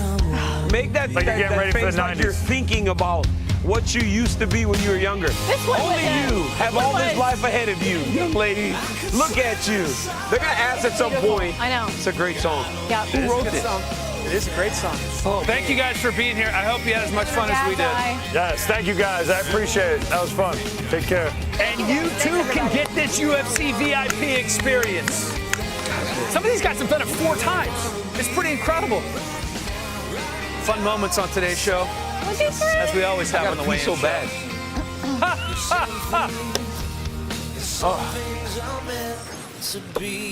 Oh, that was great. messed up. That was the best part. Comply. Yeah. Oh, he made him drop it. He's got blue eyes. Laffy. He did way better than Weidman, by the way. 1, 8,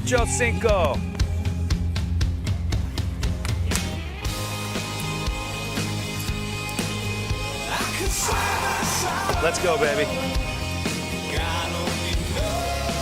All right, 327 coming up from Miami on Saturday. Watch it on Paramount Plus. We will be there. Weidman on the weigh-in show, DC on the call, Senko on the desk, and we'll be on the podcast afterwards.